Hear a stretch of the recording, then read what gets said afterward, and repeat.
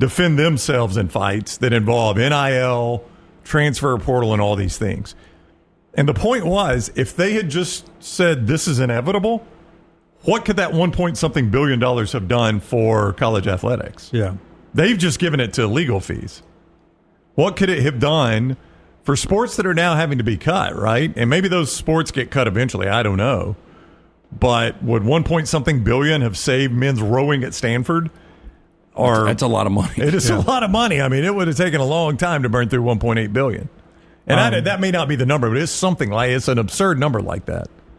One AD says this will all hit home when in one fiscal year, and they referenced Alabama in the story that had lost $40 million last year and other programs lost money. One AD, anonymous AD, says this will hit home when in one fiscal year we go from having 28 sports on campus to 6. Yeah. Because then everybody's going to be like, hey, what happened? What happened? Yeah. So here, I've got the number right here. In fiscal year 24, they've reportedly spent $500 million of legal fees since the Ed O'Bannon case was started July 2009. And as one attorney points out, but they're also potentially on the hook for what would bring it to $1.5 billion because they're on the hook for some other fees in cases that they have lost. $1.5 billion. Yeah. Since the Ed O'Bannon in 2009. Yeah, but do 133 programs. How much is that per program that they'd have to spend on that if they'd just given that $1.5 billion to them to spend? $11 million. $11.2 million. Over since 2009. Yeah. That's not a lot of money relatively for each school. It's not, but if you went to Greg Byrne and John Cohen and said over the next... We'll take it. Yeah. Over the next 20 years, over the next 15 years, we'll give you $11 million total dollars, they'd take it in a heartbeat. Yeah, but that's $11 million. That's less than $1 million a year. Oh, it is. Yeah. But you know where that $1 million a year for each school went? To lawyers. Yeah. Not to the schools. Get you a good shooting guard. Yeah. Really? I'd probably have to pay more for a good shooting guard. Maybe so. All right, Alabama, our team today at number 7 in the countdown. We move into the top 6 starting tomorrow in our 40 and 40 countdown brought to you by Champions. Did you agree with that, though? Like, is it an utter disaster if Kalen DeBoer in year 2 does not get Alabama to a 12-team playoff? I mean, unless there are like an incredible spate of injuries where you can look at it and say it was just unavoidable, yes, that's an utter disaster. I do agree. If you were asking me, I do think they're a playoff team. And I love this team more and more the closer you get to the start of it. And all the pieces are falling together. You're hearing more and more good things about the wide receivers. You hear more and more good things about Ty Simpson. Get to see him being interviewed by Chris Gordy. See that whole interview at Locked On the SEC down at the Manning Passing Academy. Get to see him be the face of the quarterback room there. Just a lot of good stuff. See Keelan Russell on the cover of Men's Health last week. See the recruiting going well. A lot of positive things for Alabama. Number 7 in our 40 and 40 rankings today. The Meltdown's with you at 2 today live. And then Melton will school me at poker tonight. And we're back with you tomorrow at 9 a.m. Central Time. Until next time, God bless you and God bless America.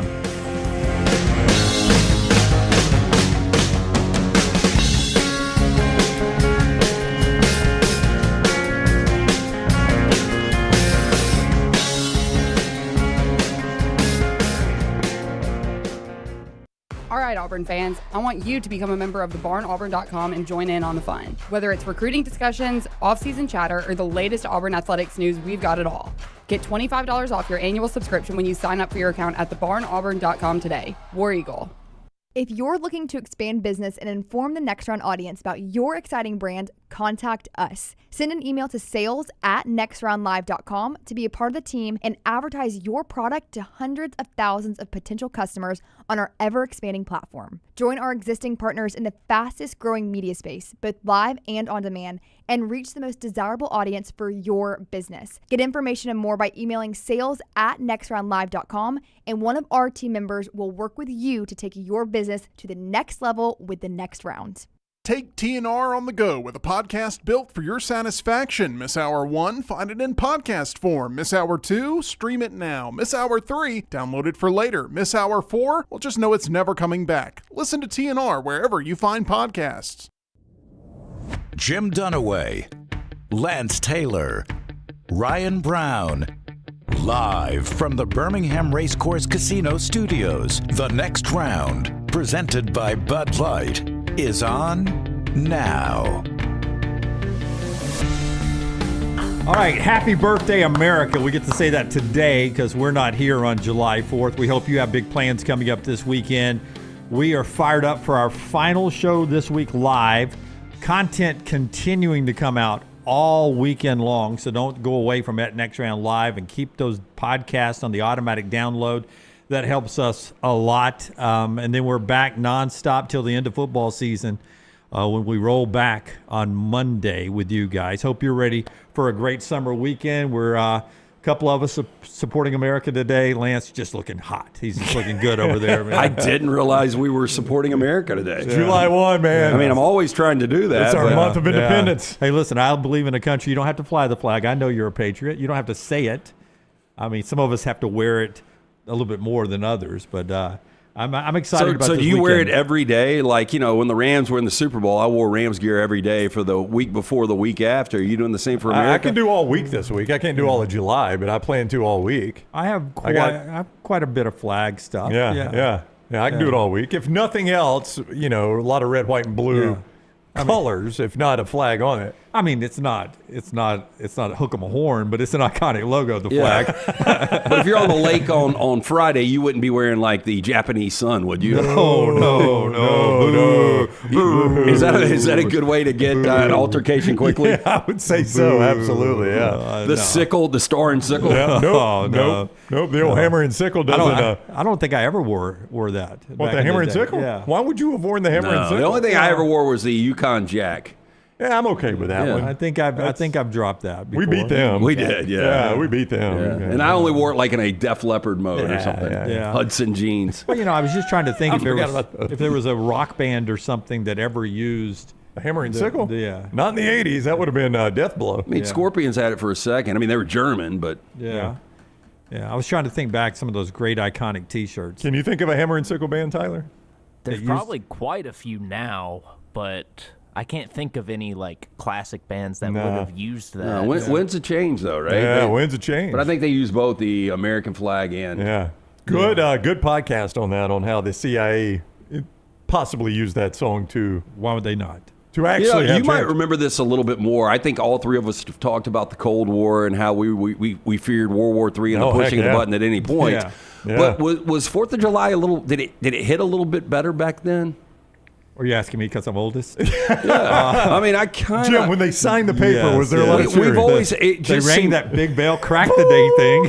They rang it so hard they cracked it. Maybe I'm wrong on this. It seemed like our American pride was stronger when we had the Cold War going on. Well, I think it so, seems like we are such a divisive country now, and it seemed like we at least tried to work in the same direction back in the 80s. There were a lot of factors into that, but I don't disagree with you at all. You know my belief. I'll share my belief is that we have been divided by foreign entities through social media and things like that. That's why we're in such division in our country now. That we are fed things on TikTok and algorithms. I agree 100%. That are to the extreme. Some of it real, some of it not real. That forces us to not see our neighbors as Americans, and we see them as Democrats and Republicans, lefties and righties, boogs and barners. Well, maybe we can all... I was going through celebrity birthdays. Maybe we can all unite together, and it's National Tate McRae Day. 22 years old on July 1st. Boy, if you can't all get behind the great Tate McRae. Yeah. I mean, Morgan Wallen can. Why can't you? So to speak. I'll bet he's tried. All right, let's roll into what's happening today. The show being brought to you by a couple of our great sponsors. One of them is our friend Greg from Pell City and Storm Restoration Roofing. At some point over this holiday weekend, Greg will barbecue something. Mm-hmm. He'll grill something. He will rub the head of one of his 10 kids, and he'll get on your roof for absolutely free, no charge. If you call him up, 205-542-3531, 205-542-3531, or Greg from Pell City on Facebook there. You can text him at that number or whatever you want to do. Leave him a message. He's A+ rated with the Better Business Bureau. He's locally owned. That helps you. Some of these fly-by-night companies who only come in when there are storms and then they go back across the border. in a very non-local, non-American way. They fixed the roof with a hammer and a sickle. Yeah. And it may be shoddy work. Not Greg from Pell City. He's A+ rated with the Better Business Bureau. And he's great with the insurance providers. That helps you with maximum coverage. He gives you that free no-cost roof inspection, storm repairs, roof replacement. He does it all, and he does it with a smile and a fair price. 205-542-3531 or Greg from Pell City on Facebook. All right, let's start with, since we're out there, let's start with cut number 6. You believe one day, soon, the Super Bowl will be played on President's Day weekend. I do, yes. It Very makes close. the most sense, and Yes. especially when we continue.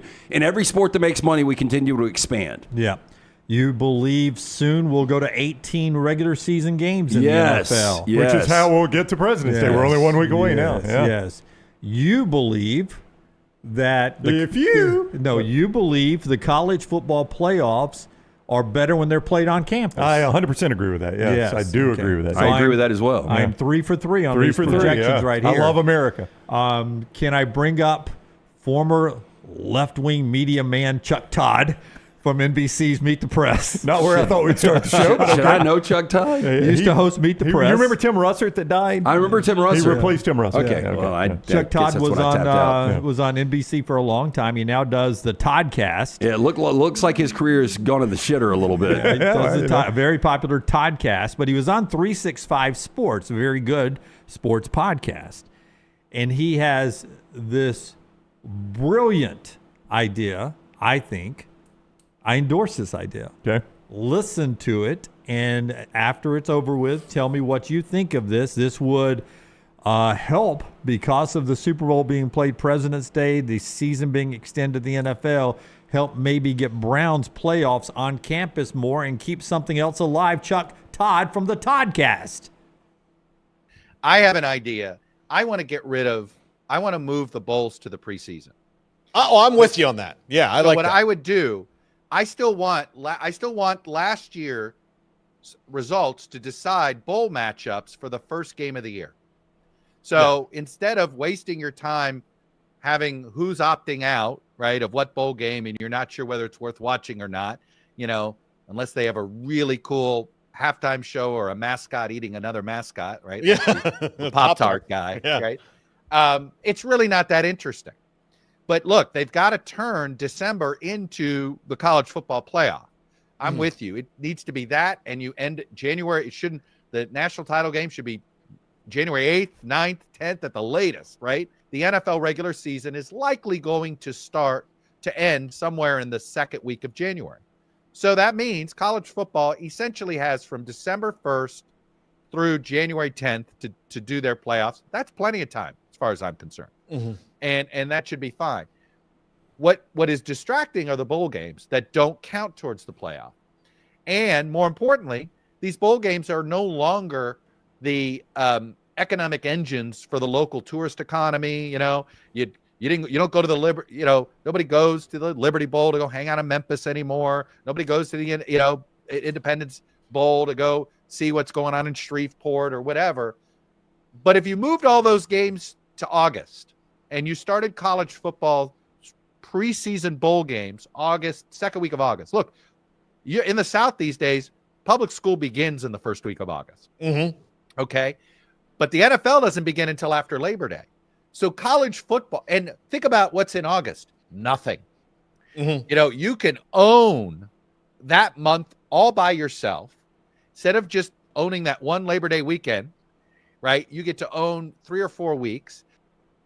So what do you think? Move the bowl games, Music City Bowl, matchup from last year.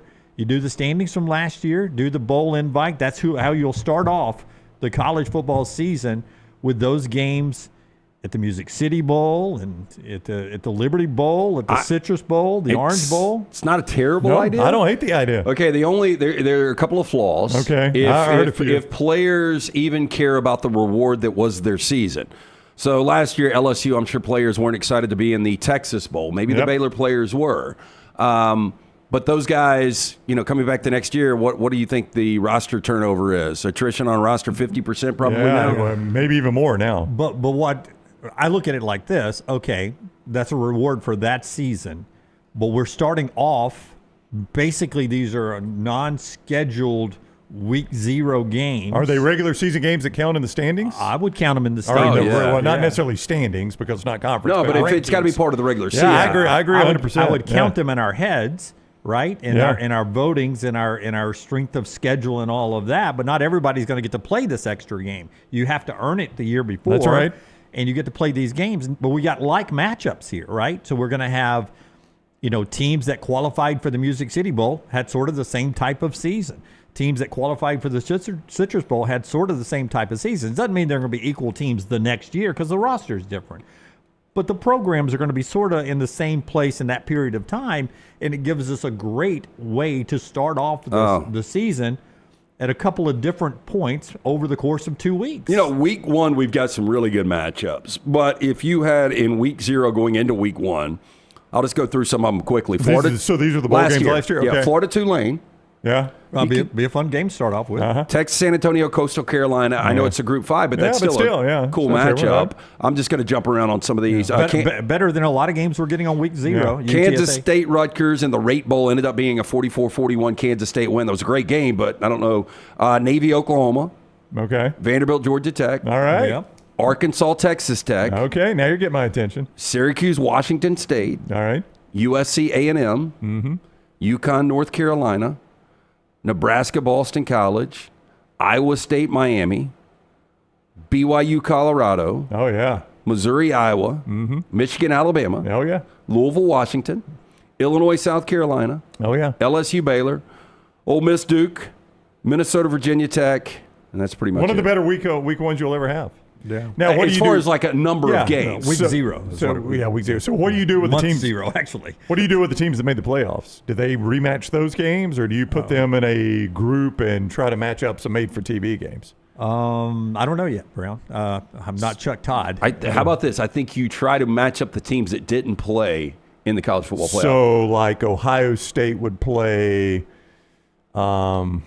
Ohio State would play Texas. Well, they're already playing Texas. Ohio State would play SMU. SMU, okay. There you go. Penn State would play Texas. Yeah. Oregon would play Tennessee. Yeah. I've yet to find fault in this. Now, here's where I think the blowback would be is ESPN gets big numbers for these bowl games. Are they going to get the same TV numbers in August?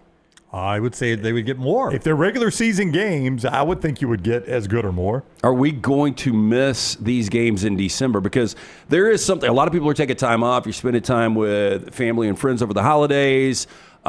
It's not uncommon to be in a sports bar at 11 a.m. on a Tuesday watching some of these games. Are we going to miss these matchups in December? Any more bowl games, and so I've got probably a fairly unique stance on bowl games. I think bowl games outside of the playoffs are strictly exhibitions. I don't put a ton of weight in them. I think they matter to some of the players. Clearly not all the players because some tap out. They matter to the fans, some of the fans. Not all the fans watch or go. They matter to the gamblers. They probably matter to the coach who's getting a bonus based on wins and bowl appearances. So they're exhibition games to me. But I'm also one of those that says, don't ever bitch about too many bowl games. We're never going to bitch about too much football, and you don't have to watch them. If you think there are too many bowl games, you pick the 16 you think are the best ones and only watch those 16, right? Yeah, there's so many reality shows, but guess what? But you don't have to watch them. You don't have to watch them. You could complain all you want. Nobody's making you watch them. But also bowl games, by and large, Jim, I've just got on kind of as background noise. If I'm at home with nothing to do, I'll stop and watch a bowl game. But there are very few I'm like, I have got to carve out my random Tuesday night in December to watch, the guaranteed rate bowl. It's just me though. I can only speak for me. I know how we are in August, waiting for that week 0. We counted down on the show, in fact, 53 days away. How much more exciting is that Ole Miss Duke game in August than it was going to be in December? Knowing that it counts. Yes. Yeah, the one in December. And knowing how hungry they are. And by the way, this year, I'd be like, Ole Miss is better, and they're probably going to be an 8 to 10 point favorite, but it wouldn't shock me if Duke won that game. Yeah, see, some you're going to get a worse matchup, some you'll get a better matchup. Yeah. And that's one where you probably get a better matchup. BYU Colorado, not as fun this year as it was going to be in the bowl game. Probably not, yeah. I mean, now it's not going to fix what Chuck Todd said. Chuck was like, school has already started back. Nobody's going to go to Memphis and Shreveport in December. Well, they're not going to go in August either. Now, let's don't pretend like it's going to make people want to go to Memphis and Shreveport in August. But as much as I love on-campus football, if we added a week to the season and played these neutral site games, I'd be fine with it. I don't see what the drawback is, and I don't. So where are we going to play these bowl matchups? So wherever they. Week 0. Yeah. You're talking about on the calendar or location? No, wise? location. The Birmingham Bowl would be in Birmingham. Okay, so like the Pop-Tarts Bowl, Iowa State, Miami would be at Camping World Stadium. Yeah. And 117 degrees, but in Orlando, but they get to go to Disney. Do you think the crowds are better or worse? For the Florida games, probably better. I would think. I don't know. I mean, people are. It's the end of summer for a lot of people. But I think Chuck Todd makes a point. I think crowds at bowl games are kind of the old school of thinking. I don't think we do it for the crowds at the games anymore. We do it for the TV audience. I think TV ratings would be higher. Okay. Well, then that's probably the only thing you need to know is if TV ratings will be higher. The marquee game would be Michigan-Alabama. Yeah, going into this year. Yeah, what a good game to start the season. Ty Simpson and Bryce Underwood. No, Bryce Underwood's first start. More from Ty Simpson coming up a little bit later on the show. Thank you to Chuck Todd for expanding our mind in 365 Sports, the podcast you can go check out on YouTube. Wherever you get our podcast, you can find 365 Sports as well, or 365 Sports. I don't know how he says it, but I think it's 365. Is he host of the Toddcast? He does host the Toddcast. It's a good name. It's the Toddcast podcast. Yeah. All right, so that's a little out-of-the-box thinking on the bowls. A couple of other things after we tell you about our friends at A+. Tell us about A+, Brownie, how they changed yours and LT's house. Yeah, that's who redid the master bath in the Brown house. Did some work over in the Taylor house as well. It's our guy, Brad Bell. You're going to be able to see more. Scott's showing you some before and afters, but you're able to see more at alabamabathremodels.com. That is alabamabathremodels.com. Whether your bathroom or your kitchen, your master bedroom is outdated or just non-functional, Brad can help you. Our bathroom, it was functional. We wanted it to look different. So my wife scoured the internet looking for the right person for the job. Brad Bell was the guy she picked. His crews did tremendous work. I'm going to tell you what Brad specializes in, but I want to stress this is only a specialty. It's not to say it's all he does, but there's a reason it's his specialty. Master bath, kitchen, and master bedroom closets. Now, the reason behind that is those are popular rooms in your house. Think about how much time you spend in your kitchen, your master bath, and how spacious and organized you want your master bedroom closets to be. But also, those are rooms that pop when you go to sell your house. If you're going to sell your house, you'll get some money back on spending on these rooms. So just call Brad to come out and give you an estimate like he did for us. 205-422-1758. That's 205-422-1758. And hit them up online, alabamabathremodels.com. That is alabamabathremodels.com. So it looks like today on the forecast, we are going to get into the high 80s. This weekend, we're going to break into the 90s. You need to make sure that HVAC unit is ready to keep up with this hot weather in the Alabama area. Our friends at Hemp Hill Services, they are the name that Birmingham has trusted since 1954 for all of your plumbing, heating, and cooling issues. Any of these arise in your home or business, they are ready to serve you. Call Adam, Chad, Andrew, the guys there. 205-229-2090. Hard to stop a train. For more information, hemphillservices.com. All right. By the way, it's the first day of rev sharing. I'm not familiar with Open Doors. It sounds like someplace I would make a reservation. They got a table for 2 at 7:15, maybe? Right. And I hope I'm saying this right. Do you ever use the the walk-up app? I use most of the stuff is. You know what I'm talking about, right? Open Table or something? Open Table and Resi. Yeah, I use them a lot. I've never used them. I don't. Maggie does for us. They're good to use. Yeah, we got a reservation at a local fresh seafood place that doesn't sponsor with us Friday night. Is it downtown? It is not. It is very close to my I've house. heard the one downtown's about to get a Michelin star. Oh, wow. That's a rumor that is floating around. If that place is about to get a Michelin star. And as I told the person that told me, well, you better eat there now because that thing gets a Michelin star. Once you do that. Yeah, you won't be able to get in the joint. But Open Doors is like indoors. And it released that yesterday, last day before rev sharing started today, they did $20 million worth of deals, their biggest day ever. But those deals, those NIL deals had to be in place before June 6th. They just finished up the paperwork on them hours before the deadline on July 1st on RevShare.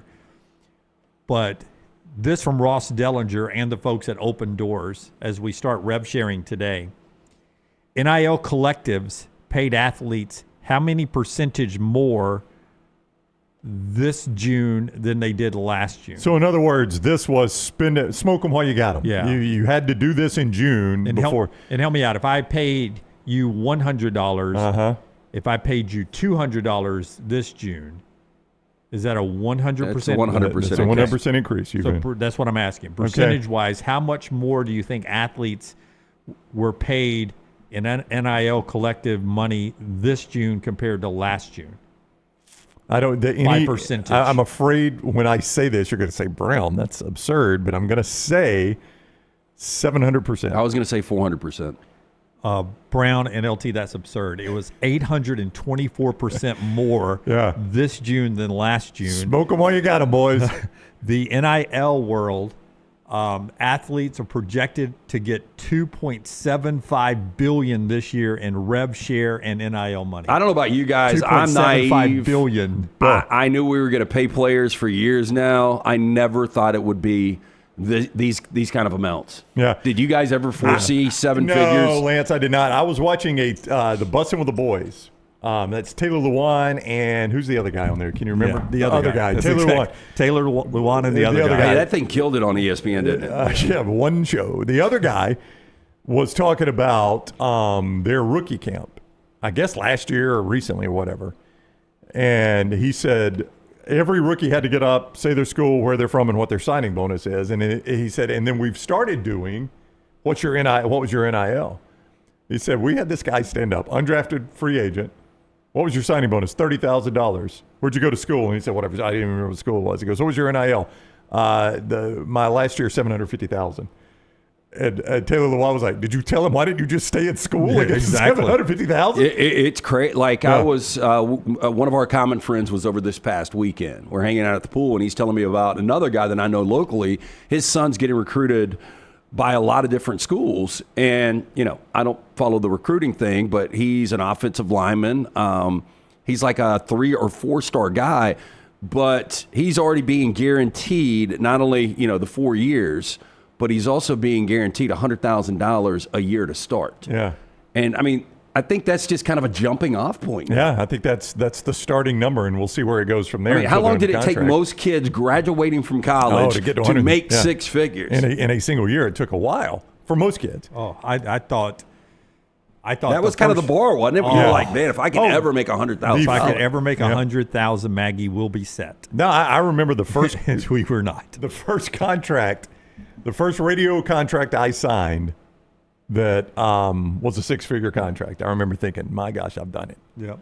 Oh, I remember getting my first sales because, it's always great to have leverage. We've talked about That's right. But early on, back in 99, ZZK came after me and offered me good money to come sell for them. But Jocks countered, and they paid me just on sales a guarantee of $45,000 a year, and I thought it was huge. Yeah. $45,000. I really did. Yeah, I'm swimming in it now. Yeah. So this is just reflective of the fact that basically the collectives had a bunch of money they had to get off the books before rev share started, right? That's right. And they were able to do it because now everything else since June 6th has to go through that clearinghouse. And, it's a little tougher to get some of this stuff down. But we'll see how. Keep in mind, you're going to start hearing a phrase now, as of today. It's called cap smoothing. I've never heard this. Cap smoothing. Cap smoothing. It's how schools are going to be getting around the salary cap. Cap smoothing. So keep an eye out for cap smoothing.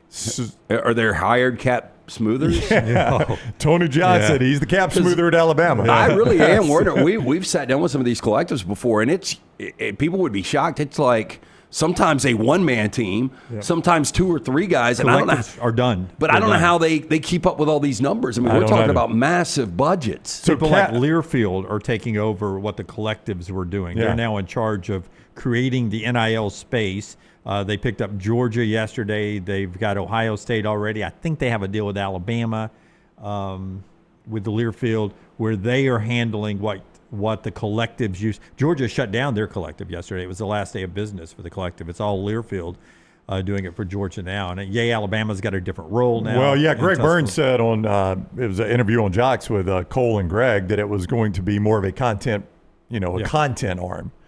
to do things, behind the scenes videos and stuff like that. So it is a different world. I mean, it didn't take us long to get to this different world, but that is one thing I think, and this is not going to stop, by the way. But when NIL first started, we started our show right when NIL was starting.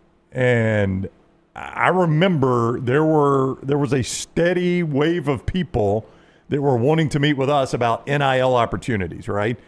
And we would meet with them, and it seems like it was changing during the meeting. Yeah. Like, oh, yeah, we talked to so-and-so, but, well, they're not doing that anymore. Yeah. And I'm like, well, that was just last week. Yeah, they're not doing that anymore. I remember there were like 3 different people representing 3 different groups for Alabama, and I was like, well, why are you not working with this group? Well, and they would give us, here's the players we've got committed. And I'm like, that's weird because the last Alabama people in here had the same set of players committed. I don't know. Weird. I don't know. They were asking us the rules, and I was like, yeah, we don't know the rules. Yeah. We're just trying to break the rules. We don't know what rules we're breaking. We're just if you just sign here is all we want. That's right. Yeah. That's when they asked Jim to leave the meeting. Jim, leave.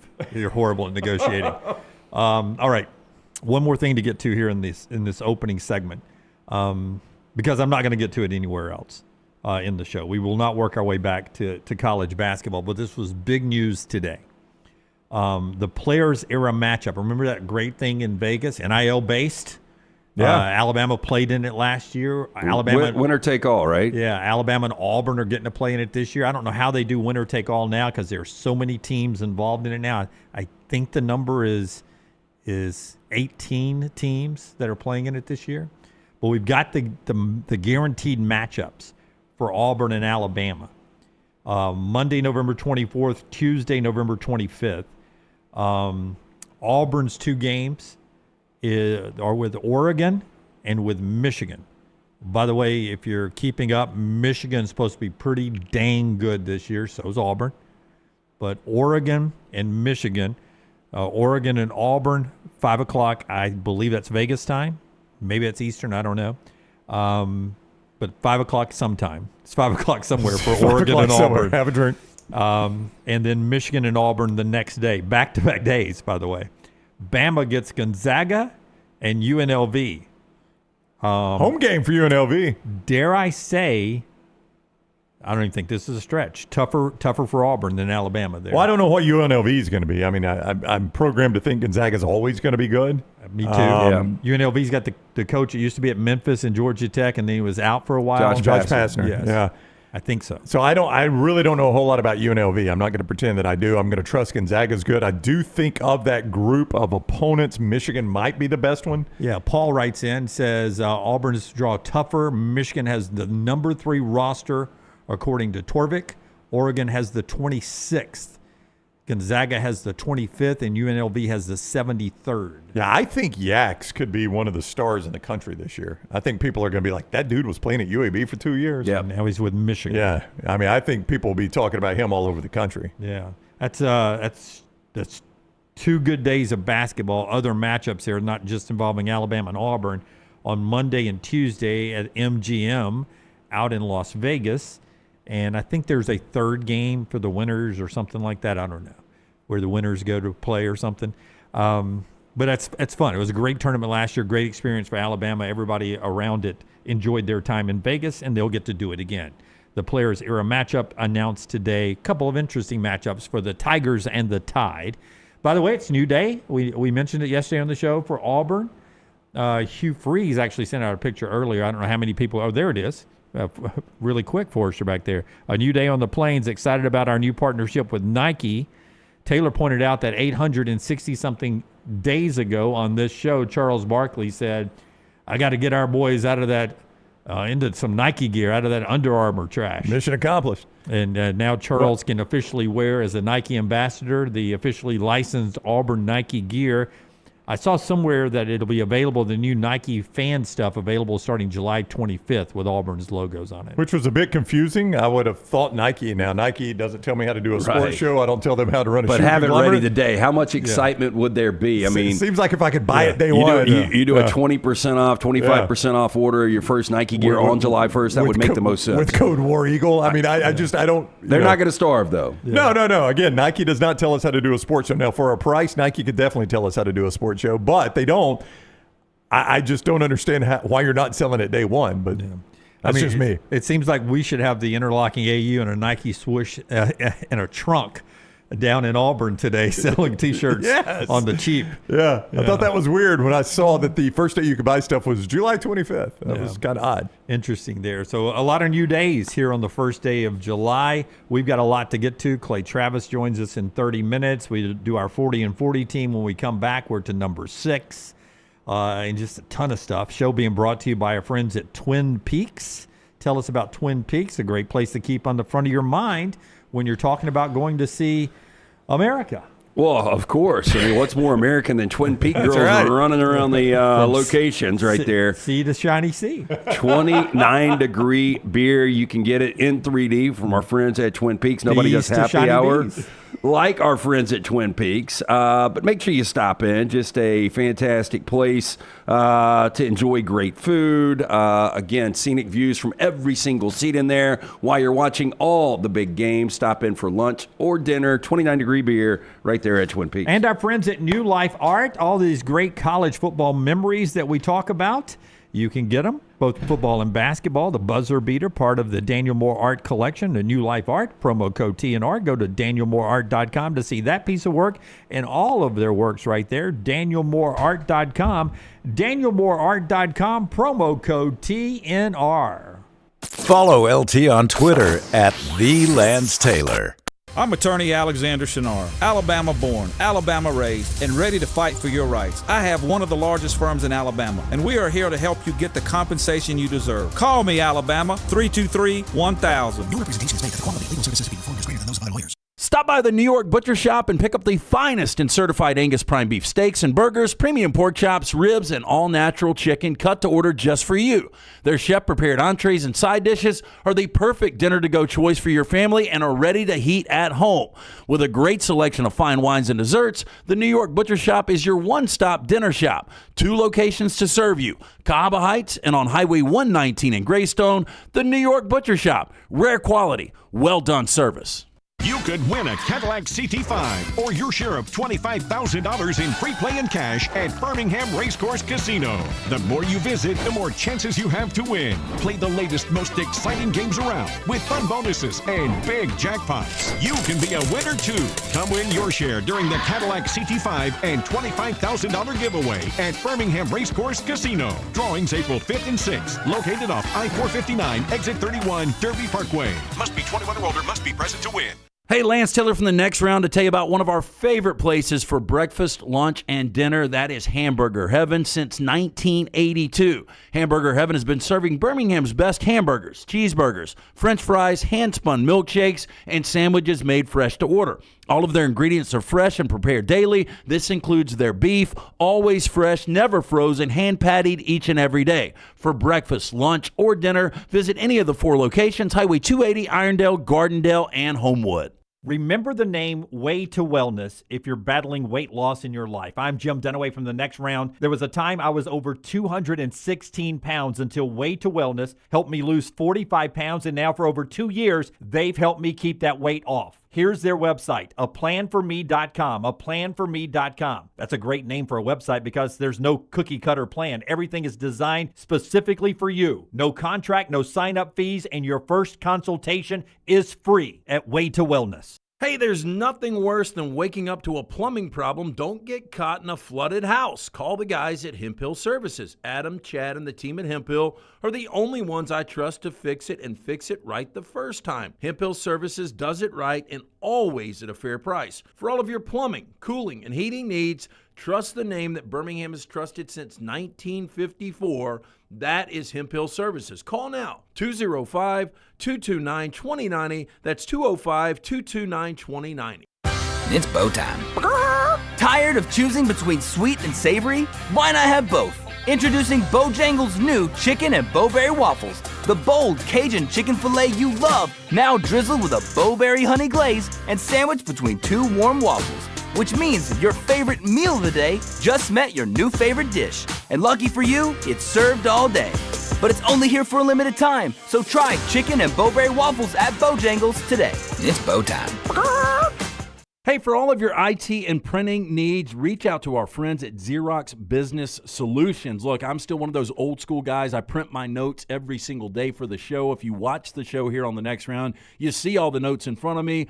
From day one, Xerox Business Solutions, they've been with us here at the next round. Local for over 45 years. For all of your IT and printing needs, visit XeroxBusinessSolutions.com or call 205-969-3000. That's 205-969-3000. I'm attorney Alexander Shunnarah, Alabama born, Alabama raised, and ready to fight for your rights. I have one of the largest firms in Alabama, and we are here to help you get the compensation you deserve. Call me, Alabama, 323-1000. No representation is made that the quality of legal services being performed is greater than those of other lawyers.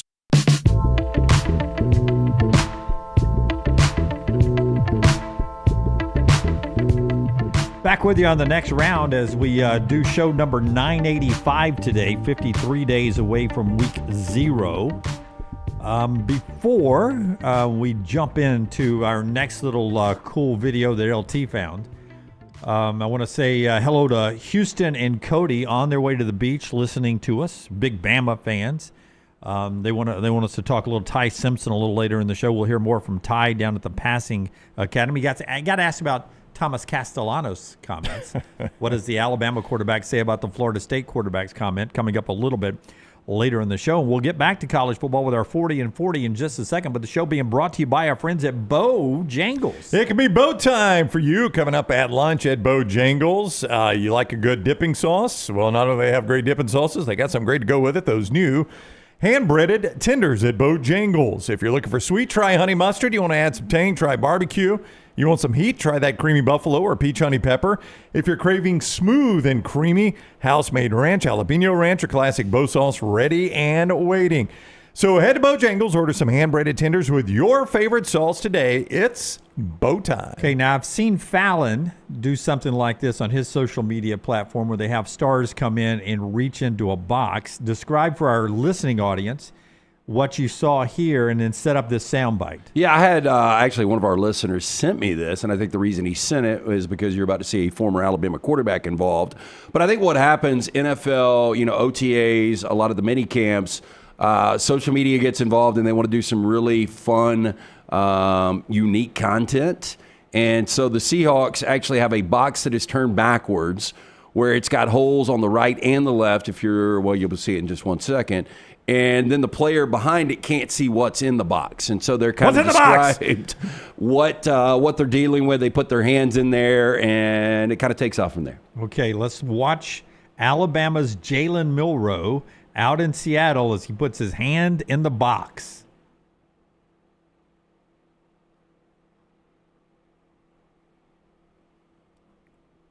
Hold on, we'll do it again.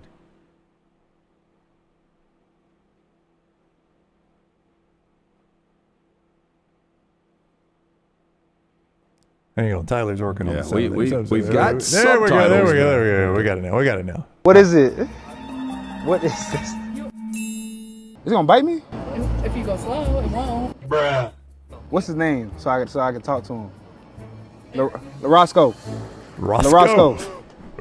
Calm down now. Oh God, I'm so nervous for Jalen. What is this? Milroe. That's not a real snake. Oh, what the? Oh wow, he's friendly. I like snakes. Hey, shout out to y'all boys, man. My favorite punter was James Burnop, and he from Australia, so. I like that. Oh, nice. Even a fake snake. Nope. So it is a fake snake. Yeah, it is. That thing never moved. Oh, I didn't know. I mean, it never moved, right? Yeah, that thing never moved. It might just be a good snake. Yeah, it could be a trained snake. When he started shaking the rattles at the end, that's when I realized that was a fake snake. It ain't fake when you can't see it, though. Yeah, not at all. All right, Champions Boxing gets us to our 40 and 40. Today we're to number 6. This week we've done Georgia, we've done Alabama. We've done Georgia. We haven't done Georgia. No. Okay. Settle down, Jim. We've done Alabama this week. Yeah. Seemed like we did it. Oh, it's only Tuesday. It's only Tuesday. Right. Alabama's all we've done this week. All right. Feels like a Friday. It's only Tuesday. Yeah, Champion is the official sports boxing coordinator for the 2025 World Police Fire Games held in Birmingham. Look, this started up last night. I was talking to Akash this morning, and fighters from Canada, India, Croatia, Mexico, Brazil, Ireland, Of course, USA, more action tonight. This is all last night. Doors ESPN open. Sports Center is live here today. Matt Berry was there. Yeah, they're doing Sports Center live today at 1 o'clock. Doors are going to open at 4. Bouts start at 5. Admission is absolutely free. This is at the Alabama Theater, the historic Alabama Theater, to go down there and see an old school fight. Yeah, it's police and fire games that are in town. Policemen and firemen from around the world fighting here. Each other. Olympic style, world game style boxing. Well, and this is fun. Get downtown, support our great city in Birmingham, but you'll see a lot of these guys out and about. Always fun to meet guys from around the world like that, but it's going on at the Alabama Theater. It's brought to you by our friends at Champions Boxing, where they want to remind you this is just a great workout. If you're anyone looking for a workout different from just throwing up a barbell, come check them out. Located in Pelham behind the Purple Onion, on Instagram at Champions Boxing AL, on Facebook at Champions Boxing AL as well. All right, so here we go at number 6. Here comes the Oregon Ducks sliding in at number 6 today. Right outside our top 5, Oregon comes in. Nobody had them number 1. The lowest was 10th. More on that in a second. Aaron Newsom had them ranked the highest at number 2. Winning the Big Ten, not only was Aaron Newsom, but Ashley Ryan and J.D. Thorne on the show in this order. Taylor Korn believes in the Ducks the most at 4.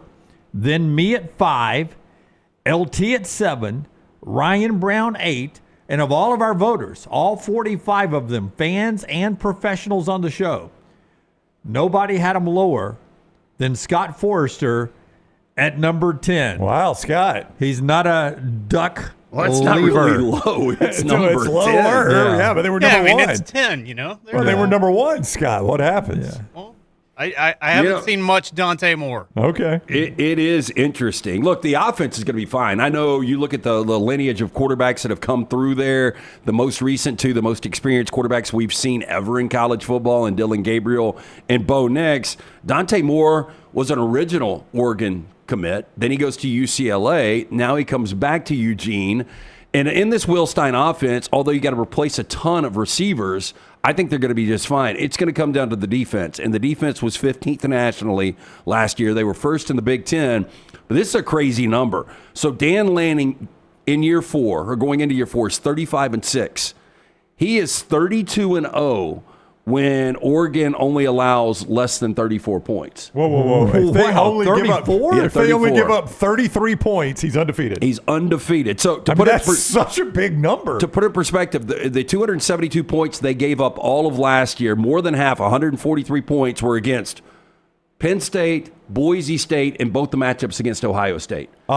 There's not a team on this schedule that'll score 34 points on them, Lance. Well, they miss Michigan. They miss Ohio State. Yeah, they're only going to be underdogs in one game, and that's in Happy Valley. And they ain't scoring 34 on anybody in a big game. No, look, I think they're going to be double-digit favorites in 8 games, probably not at Iowa.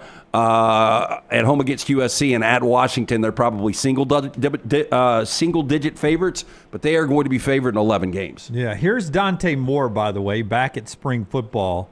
What you touched on, Bo Nix, Dillon Gabriel, big cleats to fill. How do you handle it, Donte? The last 2 quarterbacks that have played here have had historical season careers at Oregon. How much do you try to focus on just being you and not trying to replicate what they did at the position? Yeah, just, growing up, I've had great mentors, and one's being Cam Newton. And one thing he always told me is, control what you can control. And also, you ain't got to do nothing special to be special. Really, it's just me, I just look at the past. I mean, you can go from Joey Harrington to Marcus Mariota, to you got Darren Thomas, you got Bo Nix, we got Dillon Gabriel. It's just so many great quarterbacks. But really, I'm just thinking about my style of play, how I can better the team, just how I can make myself feel comfortable on the football field. I've learned a lot from Dillon. I miss him a lot. I love him a lot. Praying for his success. But overall, just trying to master my game plan and make sure I can better myself every day. Now, Lanning keeps bringing in talent around him, a receiver, and they had the big injury, but with Evan Stewart, but they've got talent. You lose your top 3 receivers, 2 to the NFL, Evan Stewart, the ACL.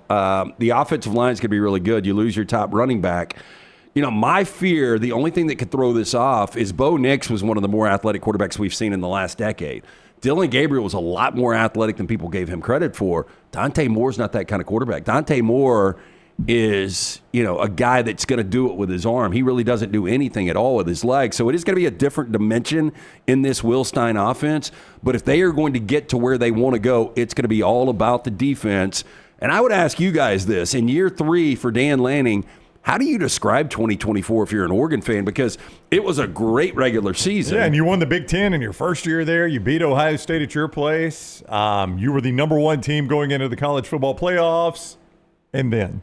Yeah, because, in the old BCS days, even if you have that undefeated winning the Big Ten, one-game situation you lose, you're like, well, damn, it was just the better team beat us. But you think about how much meat was left on the bone that you lost in the first round or after the bye of the college football playoffs. Yeah. It's like a plane crash when you're flying to the islands.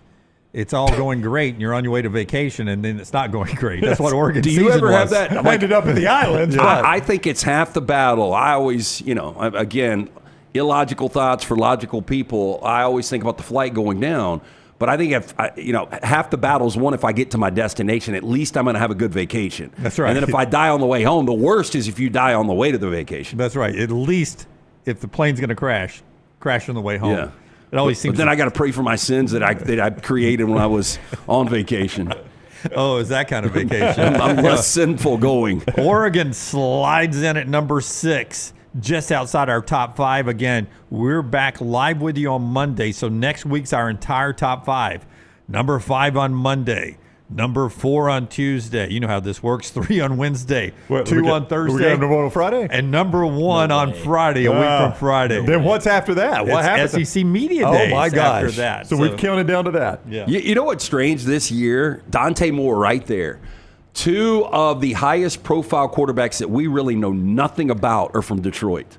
Donte Moore and Bryce Underwood. That is weird. I did not put Isn't those that two kind of together. great? Because when you think about hotbeds of college or high school football, Yeah. and especially at the quarterback position, we think Southern California, you think Texas, sometimes Florida. You don't think Detroit, Michigan. But Nope. you've got 2 guys and both teams right there in the Big Ten, and Oregon and Michigan, so much fanfare and so much expectation, but it's going to come down to a couple of Detroit quarterbacks. If they play in the Big Ten championship game, I hope Eminem does the halftime show. Or Kid Rock. Yeah, both Kid Michigan, Rock. right? Both Michigan Detroit guys. Yeah. Look at me knowing my music. I All right. know. Before we get to our viewing menu, one more thing to get to after we tell you about the great folks at Alexander Shunnarah Trial Attorneys, Brownie. Yeah, our guy Alexander Shunnarah, been a Birmingham guy his whole life. This is his community, right? And he wanted to make sure he took care of his community. He has done just that. His elite trial lawyers have recovered more than $2 billion, maintaining Alexander's core values: integrity, mastery, passion, and success. 150 lawyers now, supported by more than 500 dedicated team members. When you find yourself in need of a lawyer, it can be a really difficult time. Use a guy you know you can trust, Alexander Shunnarah.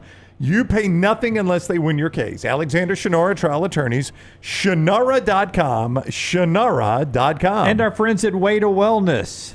Your journey to healthy living starts by going to their website at planforme.com, planforme.com. Let's say you're 10 pounds, 15 pounds, 25 pounds, or maybe you're like NIL budgets year to year. Maybe you're 50 pounds past the weight you'd love to be right now as you peel that shirt off down at the Gulf Coast. Way to Wellness can help get you back to the weight you want with a variety of different ways of doing it: injection therapy, meal replacement, protein bars, just healthy choices. It's all right there. Leslie and her board-certified team will help you out. Go to the website at planforme.com. There's no contracts. There's no sign-up fees, and that first consultation is free.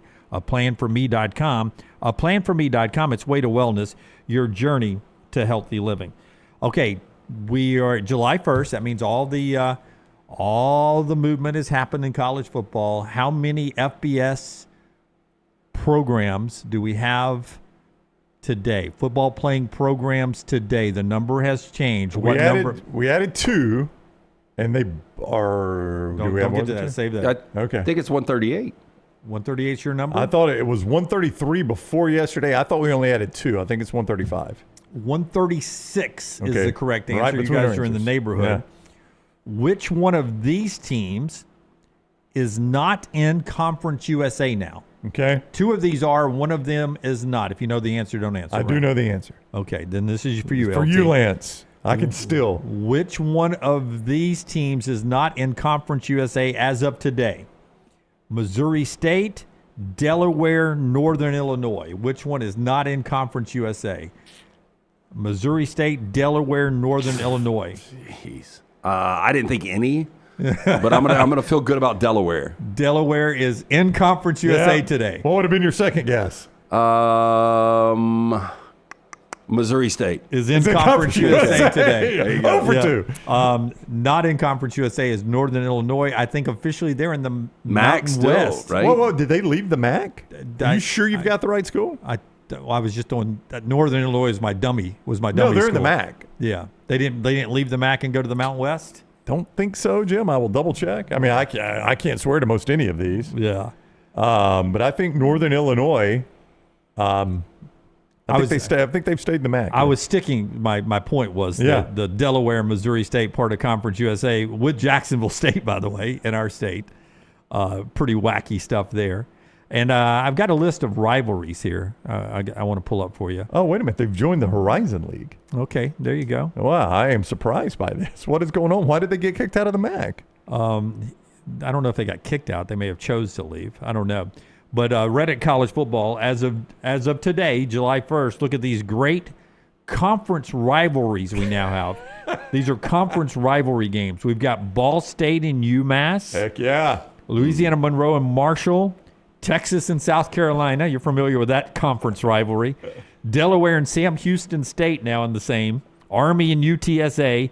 Texas State and Gonzaga now in the same conference. They're both in the Pac-12. Texas State and Gonzaga are in the same conference. Utah and UCF is in the same conference. The crazy one is Cal and Miami in the same conference. USC and Rutgers. And Northern Illinois and Hawaii. That's what threw me off. I thought Hawaii was in the Mountain West.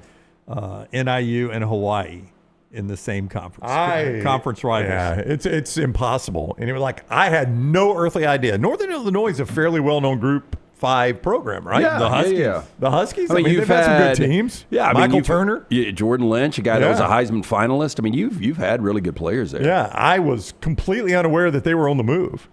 Yeah, me too, Brownie. I mean, it's just a crapshoot. Like, if Jack State were not in Conference USA, I would have never seen the fact that Delaware and Missouri State are now in Conference USA. I would have no earthly idea. I would have been like Lance. The only reason I knew that is because my old school's in that conference, and I happened to see it because of that. Yeah. I mean, I didn't realize Missouri State and Delaware were going to be playing FBS football this year. I didn't even know they were moving up. Can't wait to see the Blue Hens playing Big C, Little OCKS. You finally got it right. Over in Bill Burgess Stadium, Bill Burgess Field. All right, let's view a menu time brought to you by our friends at Michelson Laser Vision. Tell us about Michelson. Make the phone call that I made more than 2 decades ago, 205-969-8100. Ask for Amy. Tell her the next round sent you. She's going to hook you up with a hassle-free consultation. You have 0 to lose to find out if LASIK is right for you. Dr. Mark Michelson, Dr. Jen Michelson, best in the business. Make the phone call that I made, 205-969-8100 or michelsonlaservision.com. We've got a special theatrical premiere tonight. So normally movies officially come out on Friday, and then Thursday afternoon and Thursday night you can see the early preview screenings, the Thursday previews. Well, because this weekend's July 4th, Jurassic World Rebirth will have a special midnight premiere tonight. So if you miss the midnight premieres and you want to rush out to see this, you can do so tonight and see it early. Oh. I just haven't seen a midnight premiere listed for any theater in years. Yeah. So I think that's pretty cool. Okay. Have you been to many midnight premieres? Seems like it'd be right up your alley. I used to go to quite a few, Yeah. like the Harry Potter movies. Every year those would come out. I would be at the midnight premiere with my dad. Yeah, I remember going to, I saw 8 Mile at midnight. I saw, and these are random, I saw Jackie Brown.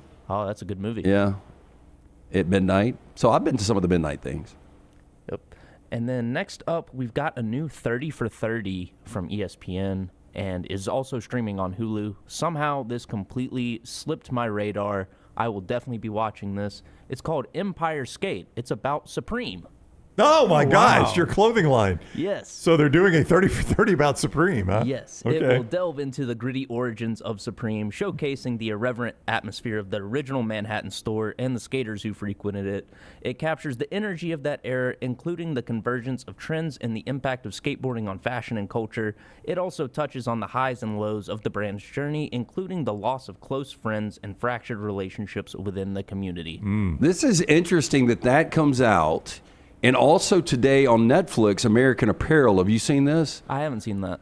So apparently the guy behind American Apparel, he wanted to bring a big clothing brand that was made in America. Right. And are you guys familiar with the American Apparel I really brand? am not. No. I had, for a while, I had some American Apparel underwear. Well, apparently the guy's... that's the only thing I had. The guy is a complete dick, but it's like this deep dive 2-hour, documentary on how they made this huge impact and then how the whole thing blew up. I didn't know it was going to be that interesting, but Netflix just did 2 hours on it, and it drops today. I haven't seen American Apparel in a while. Is it still around? I don't know. Probably not, based on this. My underwear's gone. They got holy, and I don't mean in a faith way. Right. What's the oldest T-shirt any of you guys have? This one's pretty old. I have pulled this one off the rack. I like it. Yeah. That's a good looking shirt. In fact, I had pulled this. I had thrown this shirt. It's USA Soccer's. Do you have any 30-year-old shirts? Oh, no. 30? I have a couple. I do too. 30 would take me back to college. I've got 30. No, there's no. I don't have a 30. I've got a 30-year USC shirt. I've got like a 33-year-old Lakers shirt. I've got my two 25-year-old Ram shirt. Fraternity letter jerseys, I guess they were called, with a number on the back, but the sewn on letters. If you were a fraternity guy, you know what I'm talking about. I got 2 of those still, and I can get most of it on me. I've got my. I think I was 156 pounds. The oldest shirt I actually have, I would never wear it, but it's stored away somewhere, is our high school graduation T-shirt. Did y'all do T-shirts, graduation T-shirts? No. You didn't. I'm sure. I think I had a class of 82. Yeah, we had a class of 94, and there was a 9-4 on the back, and everybody signed. Like the T-shirt maker brought something up, everybody did their signature inside a 9 and a 4, and that's on the back of the shirt. The front of the shirt, yeah, we had that one. The front of the shirt, it got shot down. Our idea was, how was your sax life? Yeah, that's fantastic. Well, they wouldn't let us use it. I bet they would now. I think now it gets through. But how was your sax life was what we were going to put on the shirt, and they wouldn't let us do it. So let's make that T-shirt now. How was your sax life? Yeah. And just sell it in sacks? I've got a... You don't think your kids would buy it over there? I don't know. I've got a Lakers hat from 1987. I think I've seen you in that Lakers hat before at your pool. Yeah. You wore it one day. 1987. So almost 40 years old. Yep. And it's one of those that they're back in style, the cursive LA Lakers. So you've kept it so long it's cycled back. Style. Yeah, I like that. Yeah. I can't remember when I got this one, but my oldest... That's a good shirt. My oldest T-shirt is probably I got one 20 years, but nowhere close to 30. Yeah. Got a Led Zeppelin shirt from 1994 and then a 1997 Wu-Tang Clan shirt. Okay. I mean, to say what Maggie's... I would like to see, though, in our chat, Brown, you've got it over there, right? I got the chat open. I would like to see the oldest thing that somebody owns that they wear. Oldest piece of clothing you actually wear. Yeah, because I'll break out that Lakers hat maybe once a year, and it literally is almost 40. It's 38 years old. Maggie doesn't have one of these, but I've seen a couple of her sorority sisters have had this, like a quilt made out of party T-shirts. I've seen her those. days in college. So like the mixers and all that. Yeah, I've seen one of those. And I wish I had those T-shirts back. And I wish we'd have saved those, like Outrigger. Yeah. You know, any of the 6 years I was in school. I feel you. To turn that into a quilt, so you still had those T-shirts. That's a great gift. I think that would be a good gift idea. Yeah. If you can find the T-shirts. If you held on to the T-shirts. I've seen people do that and then also take like all of their dog's old bandanas and turn that into a quilt for their dog. Oh, that would be tearful. Like the dogs that have passed. I mean, you can get it for your dog while they're still around, but I think it's more done as a sentimental. So Lady Bird had her own closet. She had. I mean, you guys remember the wardrobe was crazy. But Chili and Bullet just got their first bandanas from Roback. And so that's not a bad idea. Yeah. Good idea, Tyler. My dog weighs 5 pounds. I could do a quilt for a rat with his bandanas. Yeah. Angus do a pocket square. A pocket square. Angus just turned 4, so that's why I'm emotional. That's He's happy birthday! Four in human years. 4 in human years. Yeah. So that means middle age for him, right? What's that? 28. That's 28, yeah, in dog years. But, I mean, smaller dog, it's probably a little bit less. Smaller dogs have longer lifespan. Yeah. What is that, a dachshund? It's a long-haired Dachshund. Yeah, they got bad backs, but they normally give it a 15-year run. Yeah, I hope so. Is Angus your favorite dog of all time? Boy, I don't want to. Baxter, I still have his ashes. I mean, Baxter used to wait up for me. You at loved night. Baxter, yeah. He would wait up. I'd come home from late local when we'd started doing the show together, and he'd be the only one that would wait on me, come downstairs, say hi to me. I'd pet him, and then go right back up to Harper's room, and would sit at the foot of her bed until she woke up. And when she'd crawl up the stairs when she was 3 or 4, he'd go up the stairs and stay upstairs with her, except when I would come home. And then he'd go right back. He'd sleep up in her room to protect her overnight. Love me some Baxter. But Angus has a good personality. Yeah, I hate to say this. He's my second favorite. I think my favorite dog of all time, Lady Bird. Lady Bird? Really? Yeah, Past Furio? Well, Furio and Lucy were tight. The dog that is like me the most is actually Bullet. Like, Bullet is that the one that was infatuated with me. The one found in the woods. He just knows, Is that the one that can open up the doors and do stuff That's like that? Chili. Oh, okay. Yeah. Chili's at home right now, too. Chili the most like? Chili just does her own thing. Yeah. Like, Chili's just... She's always trying to upgrade. Chili's the Flints next door. Yeah. But Chili's been rehomed 4 different times. But every time I'm at the dog park or she sees somebody, she tries to buddy up with them. It's like she wants to trade me in now. Yeah. She does. Chili's at home right now, so next time at the dog park, I've spotted this lady that I think I'm going after. See, Bullet knows how good he has it. He does. Yeah. Chili is AI dog. Is really what it is. Every new home, he learns something new to take to the next home. Take to China. Tyler, seriously, if they're on if their paws are on the volcano and they're both falling in, Bullet's getting pulled up. Wow. Yeah. I hope Chili doesn't hear that. Hope Cody, Houston, and Chili are listening this moment. Chili just I hope Chili just went. Oh, Chili doesn't care. She knows. I will cut that son of a... Oh, she will. Chili walked over to that white couch and went, put that cigarette out in the middle of that couch. Ashed it out. Hey, Jim, and then went... Hey, this is... like, Chili gets locked up every night now. Like, I've got a new system, and I let Bullet run. And so how pissed do you think Chili is that Bullet gets to do it? No wonder Chili's acting out. And she's completely locked up. Lights out! But, I mean, some kids, you discipline them different, right? Yeah, some kids get a little more leeway. Sure they do. In an orphanage. All right, top of the hour here. When we come back, we'll get to more college football and Clay Travis, who may be standing by already. So that's coming up. The show being brought to you by Johnston RV. Tell us about Johnston RV Brownie. I-65, exit 304 in Coleman, 334 in Decatur is where you find Johnston RV Center, johnstonrvcenter.com on the website. They know, like we do, that the United States of America is the greatest country in the world. No questions asked about it. They also know what we know. It's only that because the United States service member and United States veteran. They give you a great discount there if you have served or are active duty serving in our country's military. Johnston RV Center, also lifetime warranty, RV warranty forever on anything new and qualifying pre-owned. They got a price range for just about everybody with approved credit. See more, johnstonrvcenter.com. That's johnstonrvcenter.com. Follow Brownie on Twitter and Instagram at Ryan Brown Live. I'm attorney Alexander Shunnarah, Alabama born, Alabama raised, and ready to fight for your rights. I have one of the largest firms in Alabama, and we are here to help you get the compensation you deserve. Call me, Alabama, 323-1000. No representation is made that the quality of legal services being performed is greater than those of other lawyers. Storm season is here. Make sure you have a plan of action in place right now. Greg from Pell City and Storm Restoration Roofing should be your first call when storms hit. Insurance companies love working with Storm Restoration Roofing because of Greg Nelson's name and reputation in the industry. When storms hit, call Greg Nelson. He's local, 205-542-3531. He's the home of the free no-cost roof inspection. Greg from Pell City on Facebook, 205-542-3531. It's Storm Restoration Roofing. You could win a Cadillac CT5 or your share of $25,000 in free play and cash at Birmingham Racecourse Casino. The more you visit, the more chances you have to win. Play the latest, most exciting games around with fun bonuses and big jackpots. You can be a winner too. Come win your share during the Cadillac CT5 and $25,000 giveaway at Birmingham Racecourse Casino. Drawings April 5th and 6th. Located off I-459, exit 31, Derby Parkway. Must be 21 or older, must be present to win.